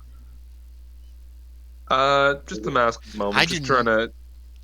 Okay. Unless the doctor's. I do not have my medical kit. I didn't think I would need it to talk to the Reverend. So I'm armed, but I don't have. I have a few little bits and pieces of things, but nothing. But you've got. I'm just pulling up whatever respiratory protection I have on hand, which is just a little cloth mask. Yeah. Well, the reason I ask is because in addition to that kind of mask, you might have kind of thing, because you know what corpses smell like. No, and I hope I never do. I do. Short answer apparently is that it makes people want to puke. Yeah, well, the corpses that were last put in here was like, what, 500 years ago or whatever? Yeah, so this hasn't been used. I don't think there's going to be much smell left, to be quite honest. The doctor doesn't. Yeah, hard to say. Because remember, some of these have also been sealed in concrete. Still. So. The doctor doesn't... Well, okay, do I know? Is it likely that we're going to run into horrible miasma and filth? The science says no. Then I'm fine. I go with the science every time. The science says unlikely. You definitely. Wait, you said the science said fine. You locked the door behind us, right? After you walked away, I locked the door behind us. Yes. Excellent. Great decision. Okay. I don't want people wandering in. Besides, I bet somebody could smash this door down. Zombies. Either Salt or Ambrose could probably smash the door down with that. Well, he's already gone on ahead. Yeah. You can see his light. I'm just locking it. I go ahead and lock it. I don't want people coming in after us. I don't want Michael to find this place. And now you're dealing with what is very clearly the first part's easy. I'm drawing. You've got what's very clearly an antechamber, and on one wall here is a depiction of what I guess is supposed to be Christ. It's a godlike figure that's holding its hands up like in a benediction. Oh, it's a benediction. So, or a touchdown, your choice. I figured he'd be crucified. That's the most probably popular Christ figure. Yeah, so it's either indicating that you are blessed or you have scored 6 points. One of these two things probably happened. You guys know Touchdown Jesus, right? I don't suppose we are not in South Bend, Indiana right now. Yes, yeah, good. So- At least one of you knows Touchdown Jesus. I don't suppose there's any way to determine the age on this thing, or even a vague guess. Is there? History or archaeology would be the appropriate skill here to get a sense of History. when this was made. Ooh, I have 9 points of history. I'm just trying to guess. Is this like, wow, not a clue. 74 is not a crit, a fumble. That's why I say it's probably a figure of Jesus. It's probably medieval. It's a robed man raising his arms in what's probably prayer or benediction. Mm. The image, incidentally, on that wall doesn't reach the floor, and that wall doesn't either. There's a gap at the feet of the figure that's about 1.5 feet between the wall and the floor. I'm gonna Illingsworth. Shine your So you light could down. actually see through there. Yeah, Now, I'll hold the light up. Or in addition to that, on the other hold it wall, down. you've got a second image. This one shows what appears to be a woman who has one hand raised in a prayer position like this. She's also wearing a robe. Mary? Religion? Religion might help there. It could be Nope. a depiction of Mary. Straight 20 out of I 10. succeeded on history, by the way. I Okay, don't think I I'll get to you in a moment there. And between the two, opposite the door you came in on, is a rather dark opening that the light shows nothing at first until you look downward and realize those are stairs. Mm-hmm. Yeah, that makes sense. So you've got So stairway going down, antechamber. no door there. Jesus and woman. With the history roll, the figures depict the figure to the left is certainly Jesus. And in fact, that space below, that's a chapel. Mm. You enter by crawling. In other words, you are supposed to basically debase yourself and get down on the ground like you would be approaching an emperor or a king. What about the lady? So that depicts Jesus, and it's harder to notice until you get the light up to it. But if you look closely at the figure's head, Yeah, we do. it's badly faded, but you can see the indications of a crown. Mm-hmm. So that's a depiction of Jesus as depicted as king of the world. Right, he's ascended. Yeah. The figure on the other side, iconographically looks like Mary. Yeah, that was my guess. That gesture, though, this type of blessing, where you do it like this. This is what I mean. So that finger, yeah, that. Wait. Sure, Where it's it's done like this. That gesture is also found in Eastern art. Mm-hmm. It's true. So it's an indication usually of a blessing or something positive, but it's more commonly associated with either Jewish or Hindu mysticism. Mm-hmm. Yeah, Christian iconography. I know it from Hindu stuff. What? They like to do like stuff like that. Anyway. She made, Miss Ambrose made the history check. Does she know about how old this is approximately? I mean, is it medieval? The art style suggests medieval to late medieval. Okay. So probably 13th, 14th century. Okay. In other words, this is probably not part of the original structure, because St. Nicholas's original construction goes back to the 11th century. Oh, was added later. Mm-hmm. So this was probably added 100 or 200 years after the church above it was completed. Well, One doesn't know whether it was the crypt added or was this art added. Mm-hmm. It's possible that the only thing that was added here was the artwork. Yeah. Like that the structure existed and someone decided to produce this artwork here. Did we know? Did he ever mention when Samuel of York died, or ish? Actually, if you'd asked, then yeah, you could have. He said, as far as they know, Samuel of York died in 1378. Okay, so 14th century. Okay. Yeah, possibly 71. We're going deep then. The chapel or the stairs? So there's a way in if you want to get down and crawl. I bet the stairs, but if we're exploring, then you're cool. At this point, Salt looks to the statue of Christ and just bows his head a little bit. It's not a statue. It's art. Aw. The Oh, it's painting. the art of Dimension Christ. on the wall. I'm sorry. Yeah, Christ enthroned as the king of the world. All right, let's Sounds- find this grave. I think is you don't think he'd be buried in the chapel, do you? Yeah. You said it was a No. chapel. I Yeah. don't- All right. And I don't and think typical. so. And typical of medieval art, there's no signature from the artist. All right. Let's head down the stairs first. I then. prefer not to crawl. Yes. Salt goes first. Okay, so down the stairs then. These are narrow. Even to the modern sense, they are narrow. As in, it almost pays to turn your feet sideways as you walk. Oh, okay. Because this was very clearly minimal effort. As in, the stairway was carved just enough to be useful, Okay. not enough to be comfortable. So it's not narrow this way. The steps themselves are narrow. It's narrow in both ways. Oh, okay. It's narrow. The I'm walls. not claustrophobic. You can, if you extend your elbows, you can practically touch the walls. Extend your elbows? No. But you can. But the point is that you can practically elbow both walls at the same time. If you're big enough, you can elbow both walls at the same time. Okay. The ceiling is only about 6.5 feet. Although, of course, higher because of the way the stairs fall. And the stairs themselves are only maybe 5-6 inches width per step. Oh, So, yeah, this boy. was clearly, the people who did this clearly were saving a little money by building minimal passage standards. This is also British limestone we're digging through here. So this was heavy construction. There's the limestone we needed. Yeah, that's what they make some of the stuff out of. You can just found dig it it. out of the wall here. Just dig it out. At the bottom, you'll come to what looks like, I guess you'd have to call it a rotunda. Because the ceiling rises now.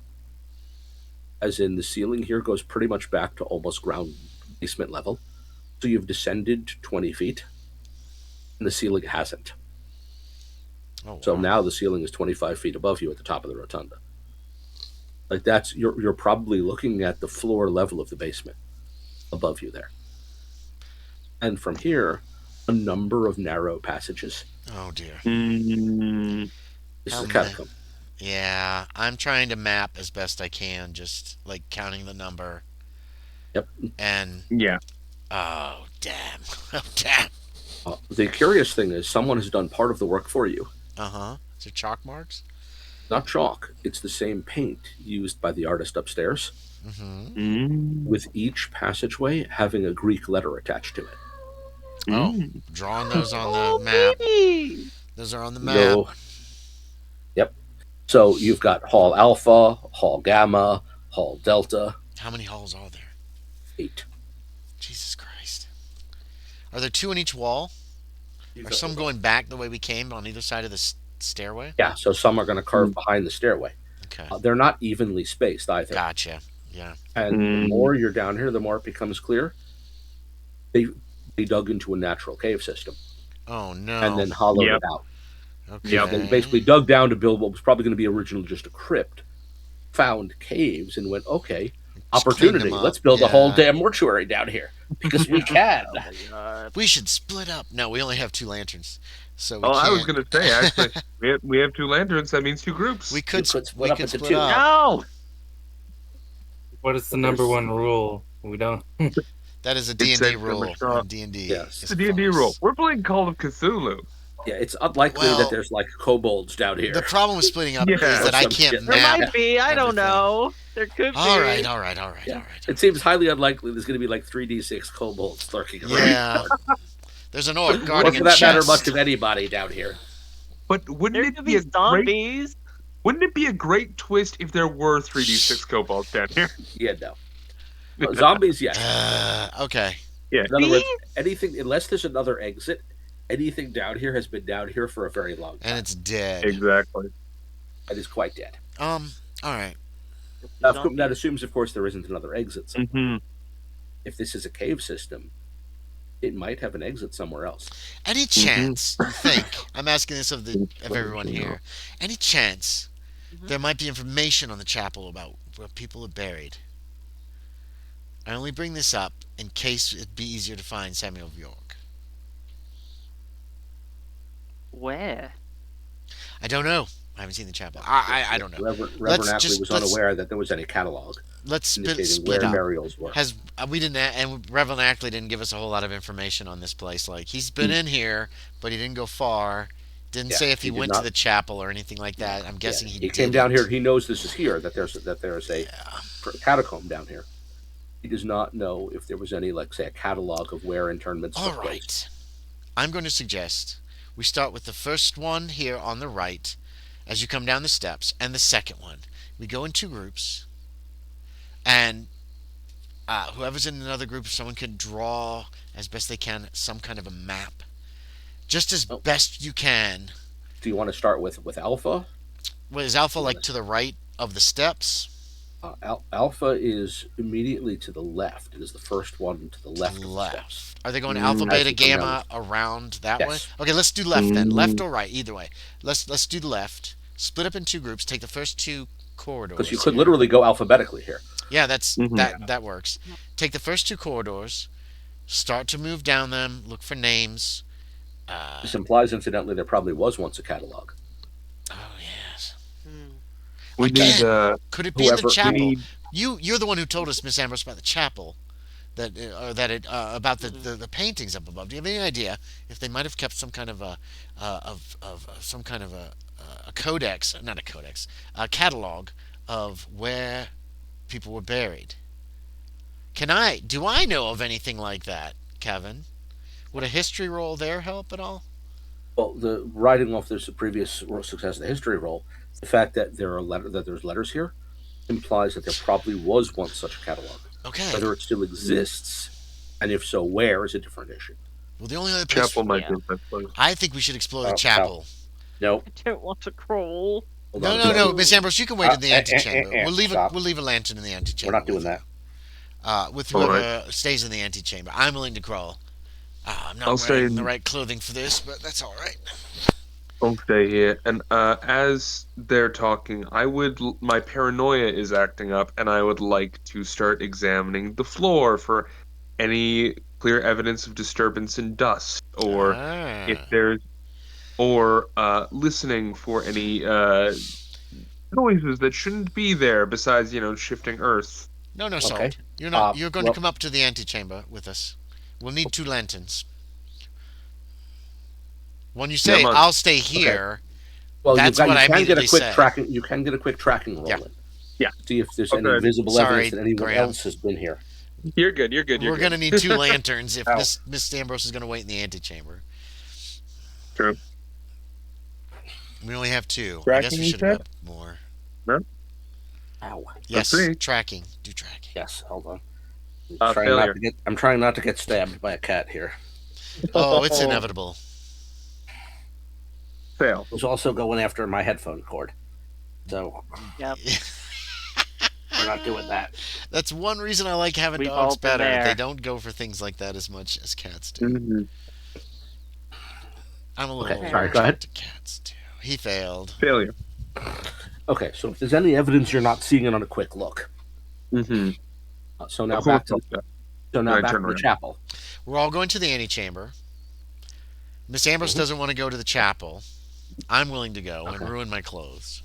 Well, to enter, someone's going to have to get down and crawl. Yeah, that's what I'm going to do. I'm down and crawl. Come on, Illingsworth. You've got a lantern. Okay, I'll go with him. So I'll leave Salt. Salt, wait here.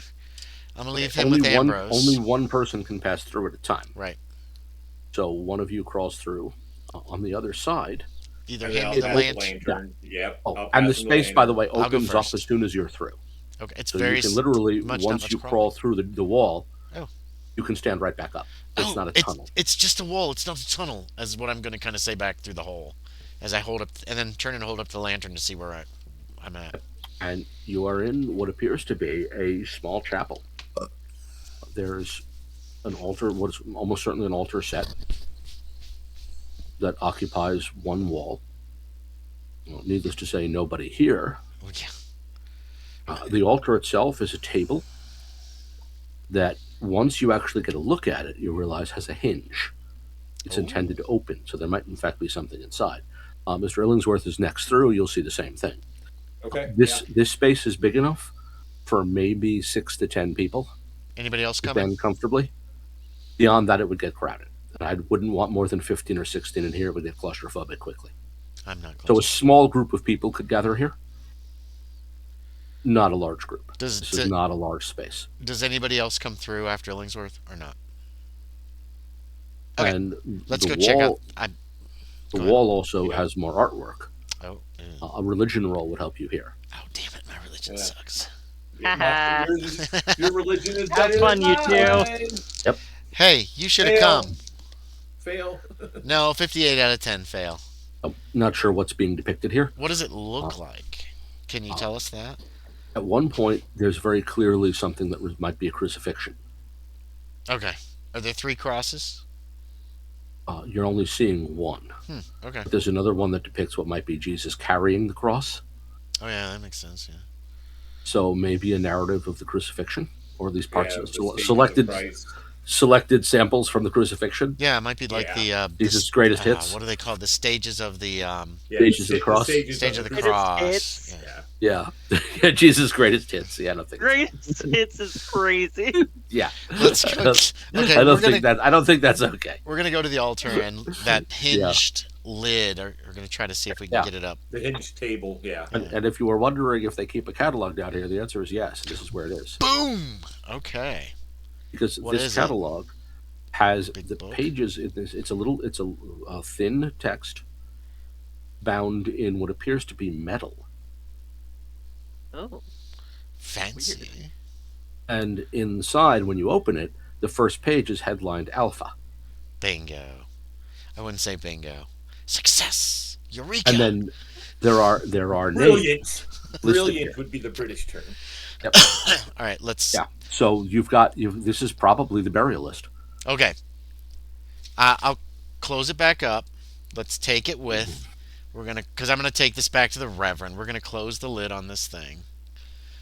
Tiny little problem. Oh, what? Is it When chained you to lift, yes, when you lift the book, you will notice a roughly half-inch thick chain that's about 12 inches long. That secures the book to its altar table. We have the wrong kind of chisel. Anyway, so let's start looking through it. You could, with the tools you have, you could break this chain. No. I'm going to leave that decision up to the whether Reverend. You want to. Yeah, I'm going to leave that decision up to the Reverend. I'm going to mention that to Illingsworth. You've got the right tools for this. We'll let Reverend Akeley decide whether or not what we're doing here. In the meantime, you could read it here. Yeah, I'm going to look through it. Illingsworth, just go call through the wall. Tell them what we found, if you would. Oh, also, in the bottom of this altar table, a glass bottle and a stick, which it takes a moment of processing to realize that's a stylus. Oh, it's ink. And the bottle probably once contained ink. Okay. Yeah. Okay. In other words, the book doesn't move when someone is buried here. This is where you make note of it. Okay. This is a funerary chapel. And then you write the name of the person who's being buried here. That's why the book doesn't go anywhere. Samuel of York. It contains material. The only thing people are writing in it is the names of the dead. Well, they're not using this anymore, so it doesn't matter. Yeah. But that's up to Reverend Akeley. Hello, cat. Samuel of York. So Illingsworth goes over and... and with each name, you'll also find some commentary. Oh. Ooh. Interesting. In other words, there's a number. Each name is often followed by something like "rest in peace." Cheated on his wife. May his work carry forward. That kind Gossip. Of thing. It's usually stuff that it's generally positive things. Mm-hmm. It's very much say nothing but good of the dead here. Loved many little boys. Wait. Yeah, no. Oh no. Oh no. Okay, so that was just fun by loved many. Like for instance, the first listed burial under Alpha is Alfred of Wessex, and under that, beloved teacher. I'm gonna note that name because that appears to be the first burial here, right? And that's the kind of commentary you find. But it doesn't say where they are aside from the hall. There's no indication of where in the hall. So, given the way these things work, probably in order. Deepest. In other words, the first crypt in Hall Alpha, Wessex. though it doesn't say which side, Alfred of is Wessex. probably Alfred of Wessex. So like we walk in the hallway, he's probably there right on one side.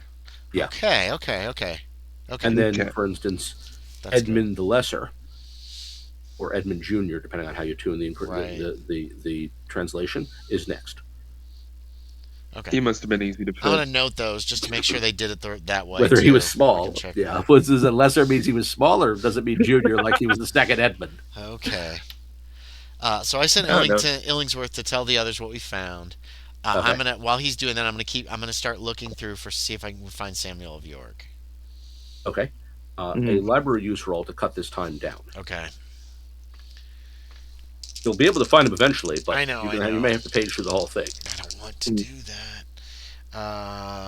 Library use. No, 79 out of 57. It's going to take you a while. Oh. Some of the in particular, because some of the entries are faded badly. Oh. No way to push this roll, is there?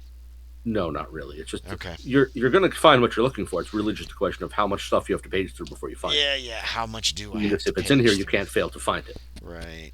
So either you will find it, or you will be convinced, you will be confirmed that it is not here.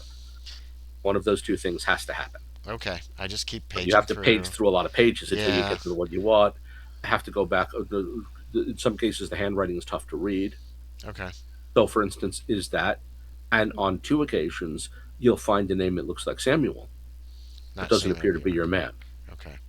For instance, in Beta page 2, Samuel Diogenes. Right. Not Samuel of York. Once, and then go back. Wait a minute, is that the same guy?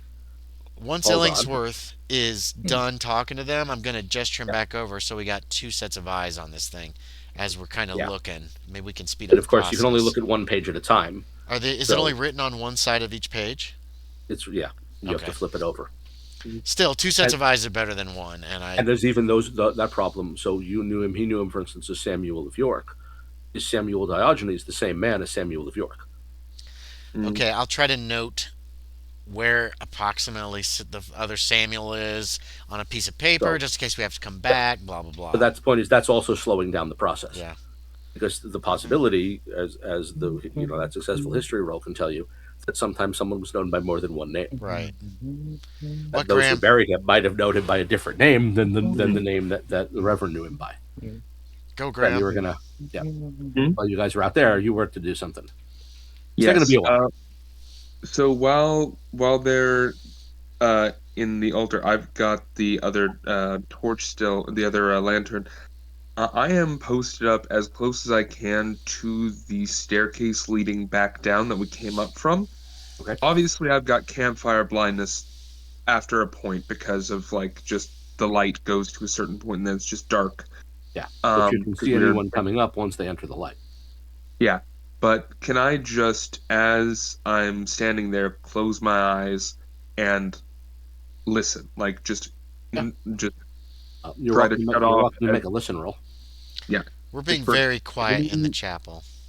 Well, yeah, obviously I can hear you too, but any sounds that should not be there is what I'm looking for. I'll make yourself a listen roll then. Salt! Oh boy. Come on, crit fail. That'd be amazing. Paranoid. Fair enough. A crit fail right now would be amazing. Watch Salt Fail smash his paranoia. If I crit fail, please take sanity from me. 0-0. Yeah, that's that's certainly possible. Ideal. But you get failure. Okay, so you're not hearing, and at the moment you're not hearing anything. What about the other 2 of you? While they're Mr. Illingsworth and Dr. Payne are working, what are you guys doing? I think I'm very curious about Salt's paranoia, and I think it's very funny. Because I love to study crypts and archaeology and ancient histories and things of that nature. So this isn't You froze. particularly scary to me. Fair enough. Fun. I mean, they're dead. They're not going to do anything to you. Exactly. I'm just this is just a learning opportunity. I don't understand. What is your paranoia, dear? I snap out of my deep listening as she says that. I look over at her. My eyes are a little wild just like you can clearly tell that like some like my heart is beating quickly. There's some adrenaline here. When you spend enough time around the dead man, strange things. You see strange things. And I just look back down that staircase. And as far as you can tell, he's not kidding. He believes it. Yeah. And is clearly on guard against some threat that you're not seeing. I'm not proud of everything I had to do to survive, but you survive. Like grave robbing? A resurrection man! He doesn't answer that question. Charming. Okay. And Mr. Baker, what are you doing while they're digging through the notebooks?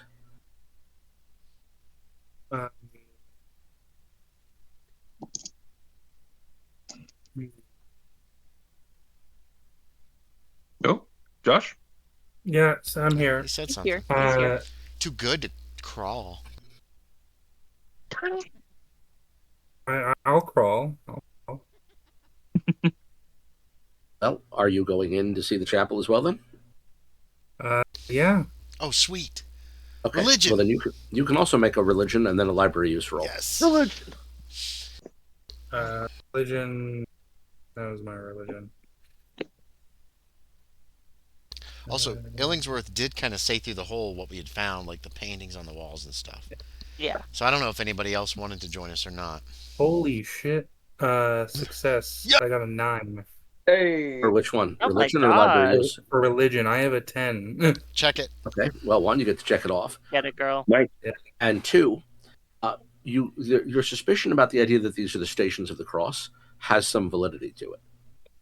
But it's been weirdly edited. Like, a large chunk of it is missing, and the focus is only on the most violent episodes. Hooray. Does he relay that? Do you relay this to us, Baker? Yes. Like, for instance, the episode where Jesus reminds the Pontius that he has no kingdom here is missing. The episode where Jesus is tortured, however, gets the full treatment. Torture, carrying the cross, the crucifixion. Crucifixion itself. The stabbing. And the other two who are crucified are not depicted. The two thieves are not depicted. Barbas and something else. Barabbas. Barabbas and Demas, I think.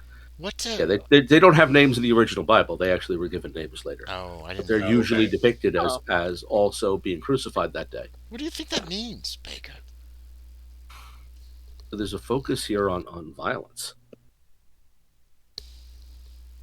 Oh, dear. Just like in the temple. And there's something even weirder right behind the altar itself. Because there you would expect to see Jesus resurrected. And instead, what's depicted there, faded now, because this is where the light must have been operating for years, is what looks like, at first, it looks like a snake. No, it's a bunch of snakes. No, it's a hydra. It's the hydra from Greek mythology. That has nothing to do with anything biblical. Except for, like, Revelations. With the dragon with a bunch of heads. Yeah. That's what it's from. If this is from the Old Testament or from the New Testament, its references Revelations. I thought 7-headed dragon. Oh yeah. Which is also the Greek Hydra. Yeah. Well, a lot of it was. Revelation's probably the same era as some of the Gospels. Although, from what I understand, John, John, the Gospel writer, is not the same man as John of Patmos, who's the writer of Revelation. I take it Reverend Akeley didn't ever crawl into this room. Probably not, no. How And the Hydra, disturbing. from what you can tell, by the way, the Hydra is also depicted wearing crowns on its heads. Oh, yes, 7 crowns. So it is the seven crowned beast. So it's a mixture of violence and rebirth in the form of the Hydra rather than resurrection. I will note this on my map. That's weird. And write it down for Reverend Akeley for later. Don't like that at all. How'd you do on the library use roll? Still haven't rolled that. Oh, is he going to help us look? Yeah, he can help you. Yeah, it's 3 sets of eyes are better than 2. 17. Oh, damn. There you are then. You can confirm that Samuel Diogenes is not the man you're looking for. Oh, good. Because in section Delta is a man indicated as Samuel Hode, also known as Samuel of York. So here they actually give you both his names. Which one was Delta? 1, 2, 3, Alpha, Beta, Gamma, Delta. Delta, 4, right? 4. So the fourth one over. Yep. Well, that must be the quarter. His epigram, by the way, in this book, says He'll be back. A brilliant mind gone too soon. Okay. That's nice. That's not too creepy. Well, we do know that he knew something of this cult of Nodens, and if he died prematurely, that could be a connection. Yeah. Well, once we find it, I thank Baker. You're welcome to make a spot hidden roll as well. All 3 of you, that is. Something's been erased. Yeah. It said, "Fuck this guy. We buried him with a stake in his heart." Yeah. Spot hidden. No, 94 out of 30. Big fail. Regular success. Oh, thank I'm going God. to spend a luck and make it an extreme success. Oh, yeah. With a regular success, you can tell that something was scraped off here. Okay. Someone used a parchment scraper. I'm trying to close the book. To and remove like, a second comment. With an extreme success, you can actually read it. Oh, thank God. And it reads, born in the plague year, should have died. Is this all in English? No, it's all in Latin. It's all in Latin, okay. So it turns out you can write bad things about people in this Baker book, and then someone will come and erase them. You can! Because fuck whoever wrote that. Wait, does he tells us, right, Baker? Yes. What? Yes, I tell you. Wait, what? Don't tell Salt. No, that's not fair. So that means 1349. So born 1349, died 1378. Or 1379. Yeah, that's about right. So he was 29 or 30 years of age when he died. Okay. Yeah, fairly young. So we close the book. We lower this thing. The same age as... Yeah, I just made that correlation too. Yeah. How old? It was either 30. 29 or 30. Same age as James Belcher, probably. The Illingsworth says that, and I'm just like, oh, Illingsworth, why do you... I'm just getting out of this fucking chapel. Well, I leave the lantern for him. The positive thing there, gone too soon. That makes sense now. But somebody apparently did not appreciate him at all. Should have died. Is it the same handwriting? No, not the same as the person who wrote the other epigram. No. Somebody wrote something nice about him. Somebody wrote something mean. And then somebody later scraped off the mean part. Mm-hmm. All right. We crawl back out. Yep. We tell Salt and Ambrose everything that we found in the book. I'm sure that we've been kind of relaying them the pictures on the walls of Revelations and the fucking devil and dragons and shit. And we're also the only ones in here, and the chapel isn't big, is it? I mean, I'm sure the sound is going to carry. Mortuary chapel? Yeah, it was small. But we haven't been really talking very much. Yeah. So, I mean, Baker pointed this out. Look at this. I'm like, oh, Revelations. And I don't think we had much of a conversation. Okay. We were busy just looking through this book, find this shit. So I want to make sure they know everything that's happening. Okay. Well, I mean, double check and make sure they do. Yeah. Say if everything in the book is in Latin, people are going to have to be telling me what it's saying. So I can't. read Latin. Illingsworth wasn't really helping then if it's in Latin. Wait, Samuel is still going to be Samuel. Exactly. though, right? So yeah, you were looking for Yeah. Samuel. Right. And York. York's going to be the same word too. Yeah. So you were still helping us. No, that will not be. Well, Samuel's the same. He could have been helping us look for Samuel. If I remember the Latin right, it would have been. Yes, Illingsworth. We see that. Yes, already. Illingsworth. That's Samuel the Joker. I don't know what that means exactly. It would have been Samuel Erbracora. Samuel of York. Oh yeah, and actually we could have relayed that to Illingsworth to help him to look. Yeah, because it's only one or two words you need to know what you're looking for. Because he's always complaining, so I'm sure he's like, "Well, I don't speak Latin," and I'm like, "Look for this." Again, remember this was built when England was still Catholic. Yeah, and now you know more Latin. This was built as a Catholic church, so the language that people will use here was Latin. Okay. So everything, all of the written sources pertaining to the church were made by monks who used Latin. Dust myself off. So now you know where the grave you want is. Delta quadrant. Yep. Delta. That hallway. Delta hallway. According to, he is the 9th name listed. So that's counting. The only problem is we don't know whether to count from the left or the right. Right.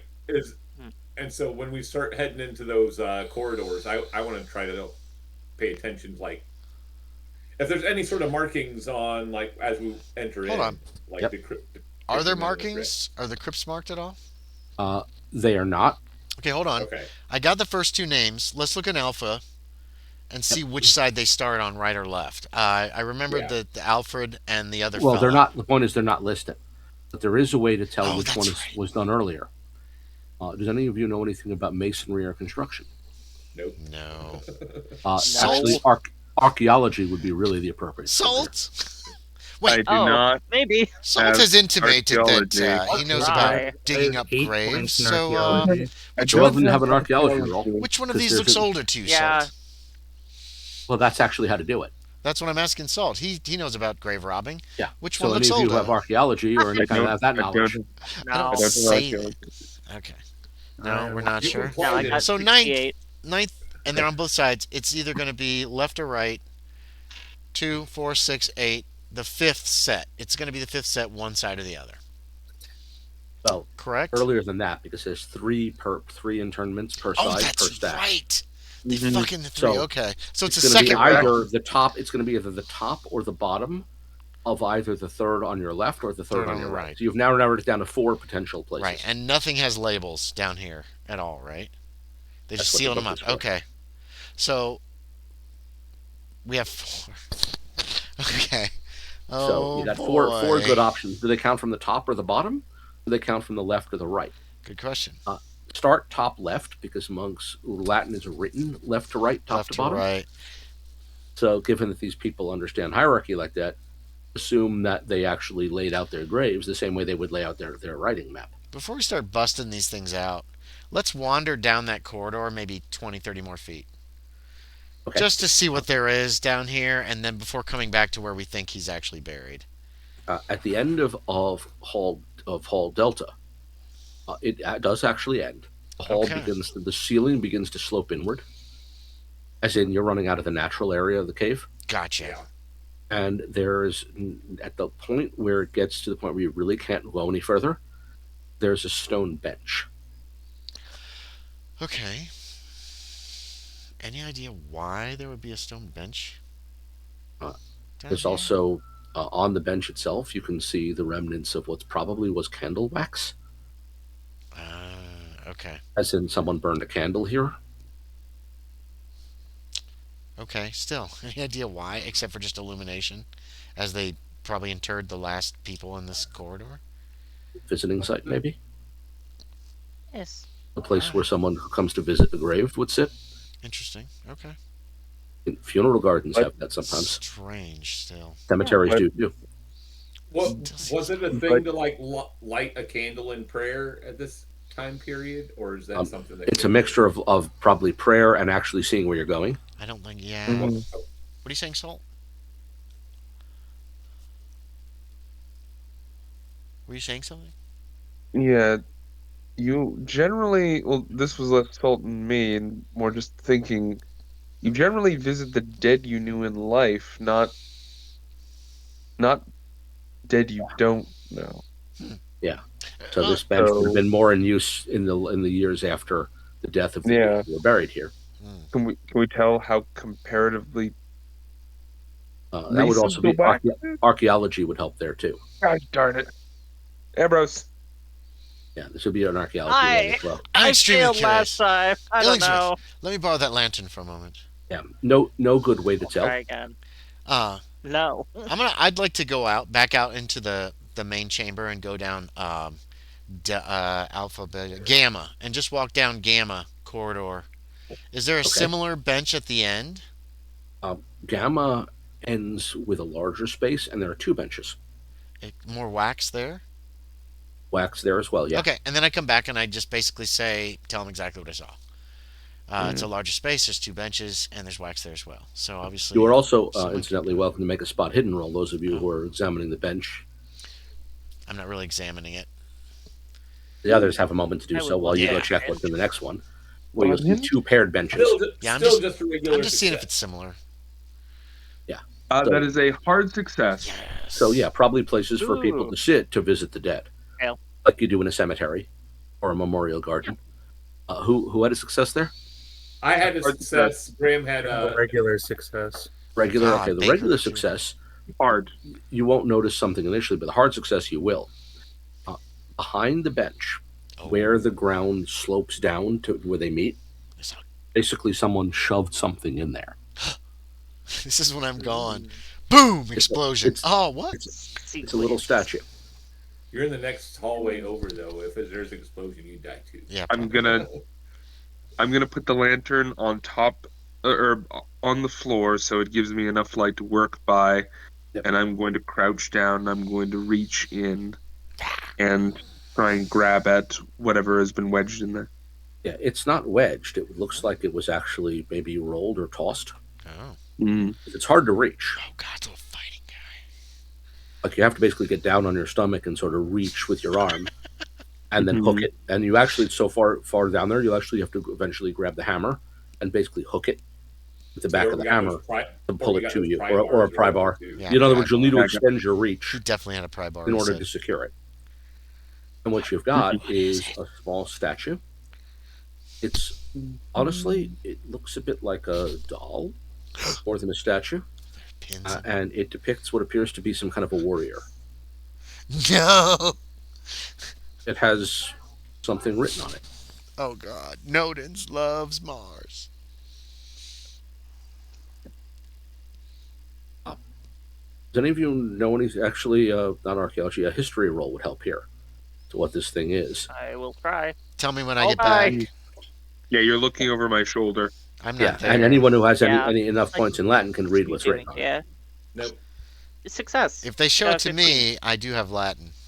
Yeah. So with a success on history, this is 26%. what we would call an action figure. Oh my gosh! It's incredible. It's a Roman gladiator doll. Is it actually a doll? Yeah. It's a little statuette, though, right? It's a little. It's really more doll than statue. What's it made of? It's not a statue. Would be a single piece. This thing is designed to be played with. Is it wood? Oh, like the little arms. It's made of wood. Yeah. And you can roll. You can spin the arms. Yeah, it's a gladiator. This is an actual toy. There are hundreds of them that survive from the Roman era. I did not know that even was a thing. Yep. Also, fun and weird little fact. Apparently, there was a scene in the original movie Gladiator where a child gives Russell Crowe's character a doll of himself, as in, "You're my hero. I have your action figure." That scene was cut from the movie because the producers thought modern people would think it was inaccurate. It was the most historically accurate part of the whole goddamn film. I fucking hate Hollywood so much. Yeah, no, seriously, it was the only historically accurate part of the whole film. Yeah, I hated that movie. I hated that movie so much. Kevin, just for me here, could they at the time of the Roman Empire, were the dolls so that you could actually pose them and stuff, or was it just loose arms so you could play with it and have it fight other dolls? It's intended to be played with. Okay. That's still cool. That's still super cool. Wait, Baker knows Latin. If there's Latin on it, before I get back. Yeah, they're often made of things like terracotta. Yeah. This one's wood though, right? or is this it one appears to be made of. No, actually, you know what? It probably is terracotta. terracotta? As well. Okay. They're made. Say This is pretty standard. Yeah. But yeah. Yeah, I can't find a good. Do we good recognize sense it? Is it fucking Boyle? No, it's a gladiator. That's very clear. It's a gladiator. With a successful history roll, it's a type of gladiator called a secutor. It's a standard type of gladiator. Secutor. Ooh, that's so cute. I love it. What's written on it, though, is the part that may not thrill you. You are cursed. Oh no, I spoke too soon. It says, "This is for Mars Nodens, who granted my wish." Oh my! Who granted my wish? Okay. It's another one of those votive dolls. Well, no, they were statues. We found a little statuette in the temple, right? This is a using doll. a Roman artifact as a votive. Okay, when I get back, like, how's it written on this? Is it carved into the terracotta somehow, or is it? Nope. Someone wrote it with ink on the base. Oh, there's a base. Wild. And it's written with abbreviation. The same kind of abbreviation that Monk used, saw, and the stuff that we saw in the temple as well. Yeah, you've seen this before. This is a thank you to Mars Nodens. Hold on. Indicated only as MN. Okay, before we... The name isn't written out. You can work that out by this point. Oh. Wait here. I'll run back to the other corridor, and I'm going to very carefully search the... I'll take like 5 minutes, and search the end for anything like that. Okay, then I come back. There's one thing here. I looked down Gamma, Alpha, Beta, Gamma. I looked down Gamma. And I tell them, 2 benches, some wax, no dolls. Or anything that seems to indicate. So it's only this hallway that someone left an offering to Mars Nodens. In this hallway. And then I look back down the hallway towards those places that are masonryed up that we're going to bust open here momentarily. Yep.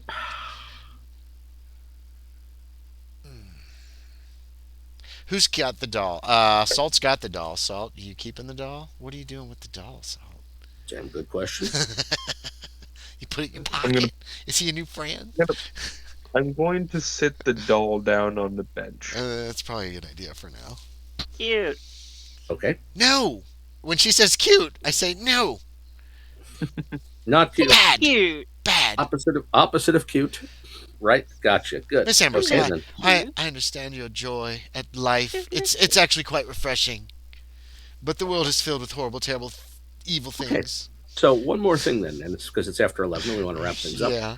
Are you actually cracking open the graves to see if you can find the grave of someone? Yeah. We're going to start. Absolutely. I want to. We're starting top left as you're walking in, right? Isn't that where we kind of guessed it might be? Yep.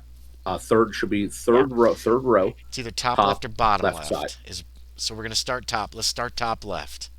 Yep. While the doll watches.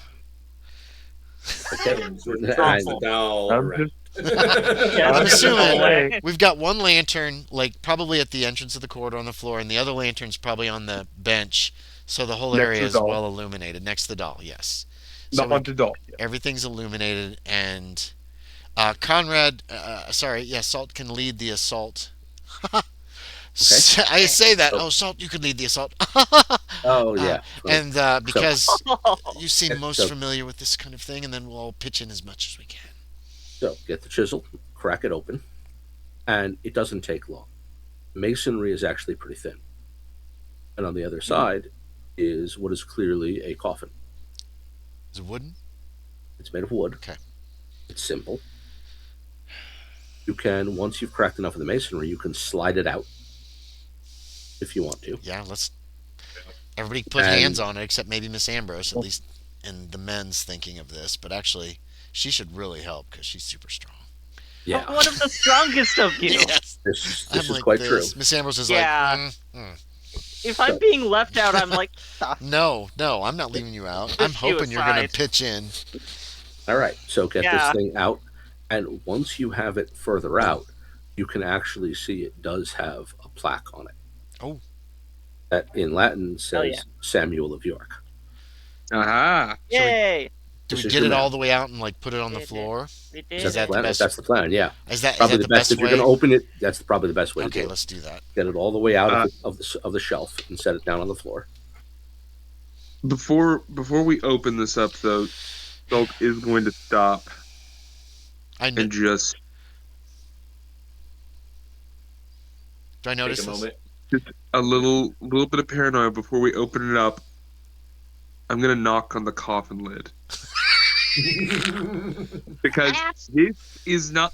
Hey, we have seen a corpse come back to life already in this scenario. Salt. So We have. Oh Yeah. shit. Yeah, Okay, yeah. I start to I'm comment going- and then I don't. I'm like,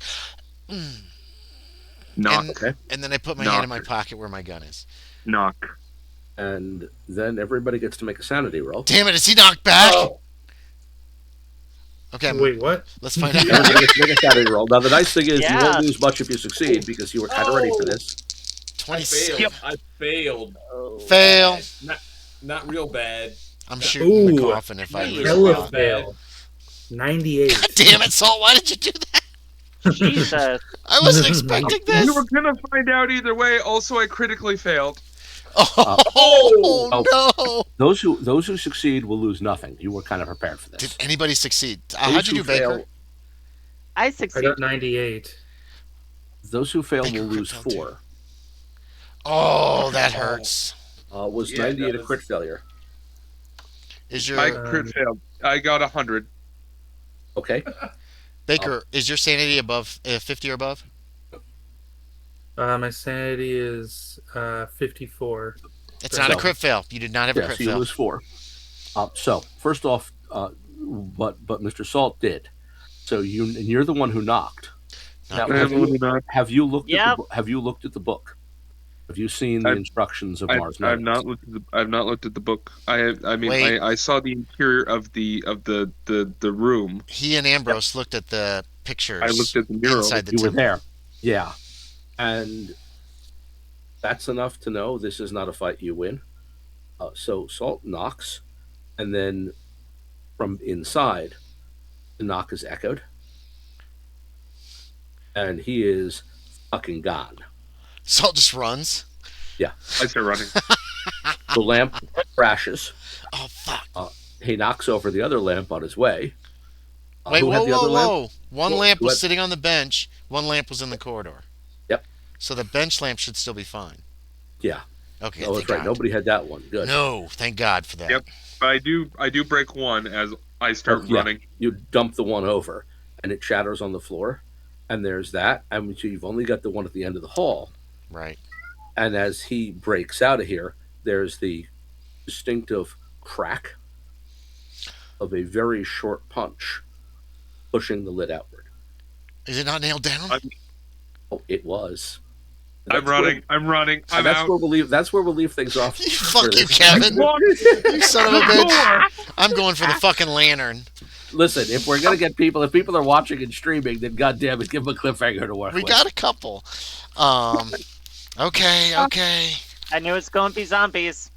I know. Whatever. zombie. We're gonna be in pitch blackness soon, except for a burning It's coffin. If if I get to closer. choose. Yeah, no, not a zombie. What's my dex? I think Mr. Salt already knows Oh, my dex who's is inside that 60. body too. It's Snowden's. He We found doesn't- Snowden's again. You think Maybe you really he'll think he's burn. limited- Let's You really think he's limited to one body? let's find out if he burns. We're gonna find out if he burns. If I can get to that lantern, the second one. Okay. Well, let us first work on. Let us take a look at the calendar.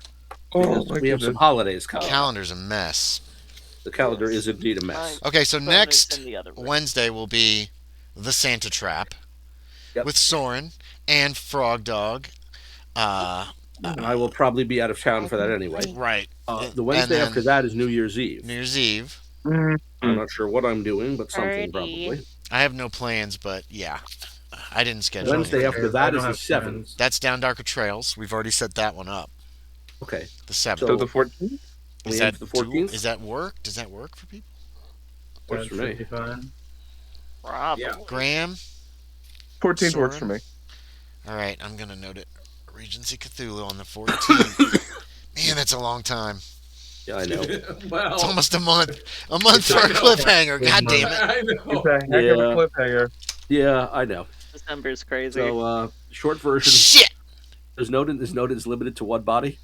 No. I had a question. Did Salt grab all the extra lamp oil? Was he the one that picked all that up, or who got it? I'm not sure. Okay, fair enough. We can figure that out. Somebody got some extra lamp oil. Don't know who. Because we would have taken at least 2 or 3 extra bottles. Because the oil is not the problem. The fact is, one of the lamps is now busted. Isn't there a fire down there?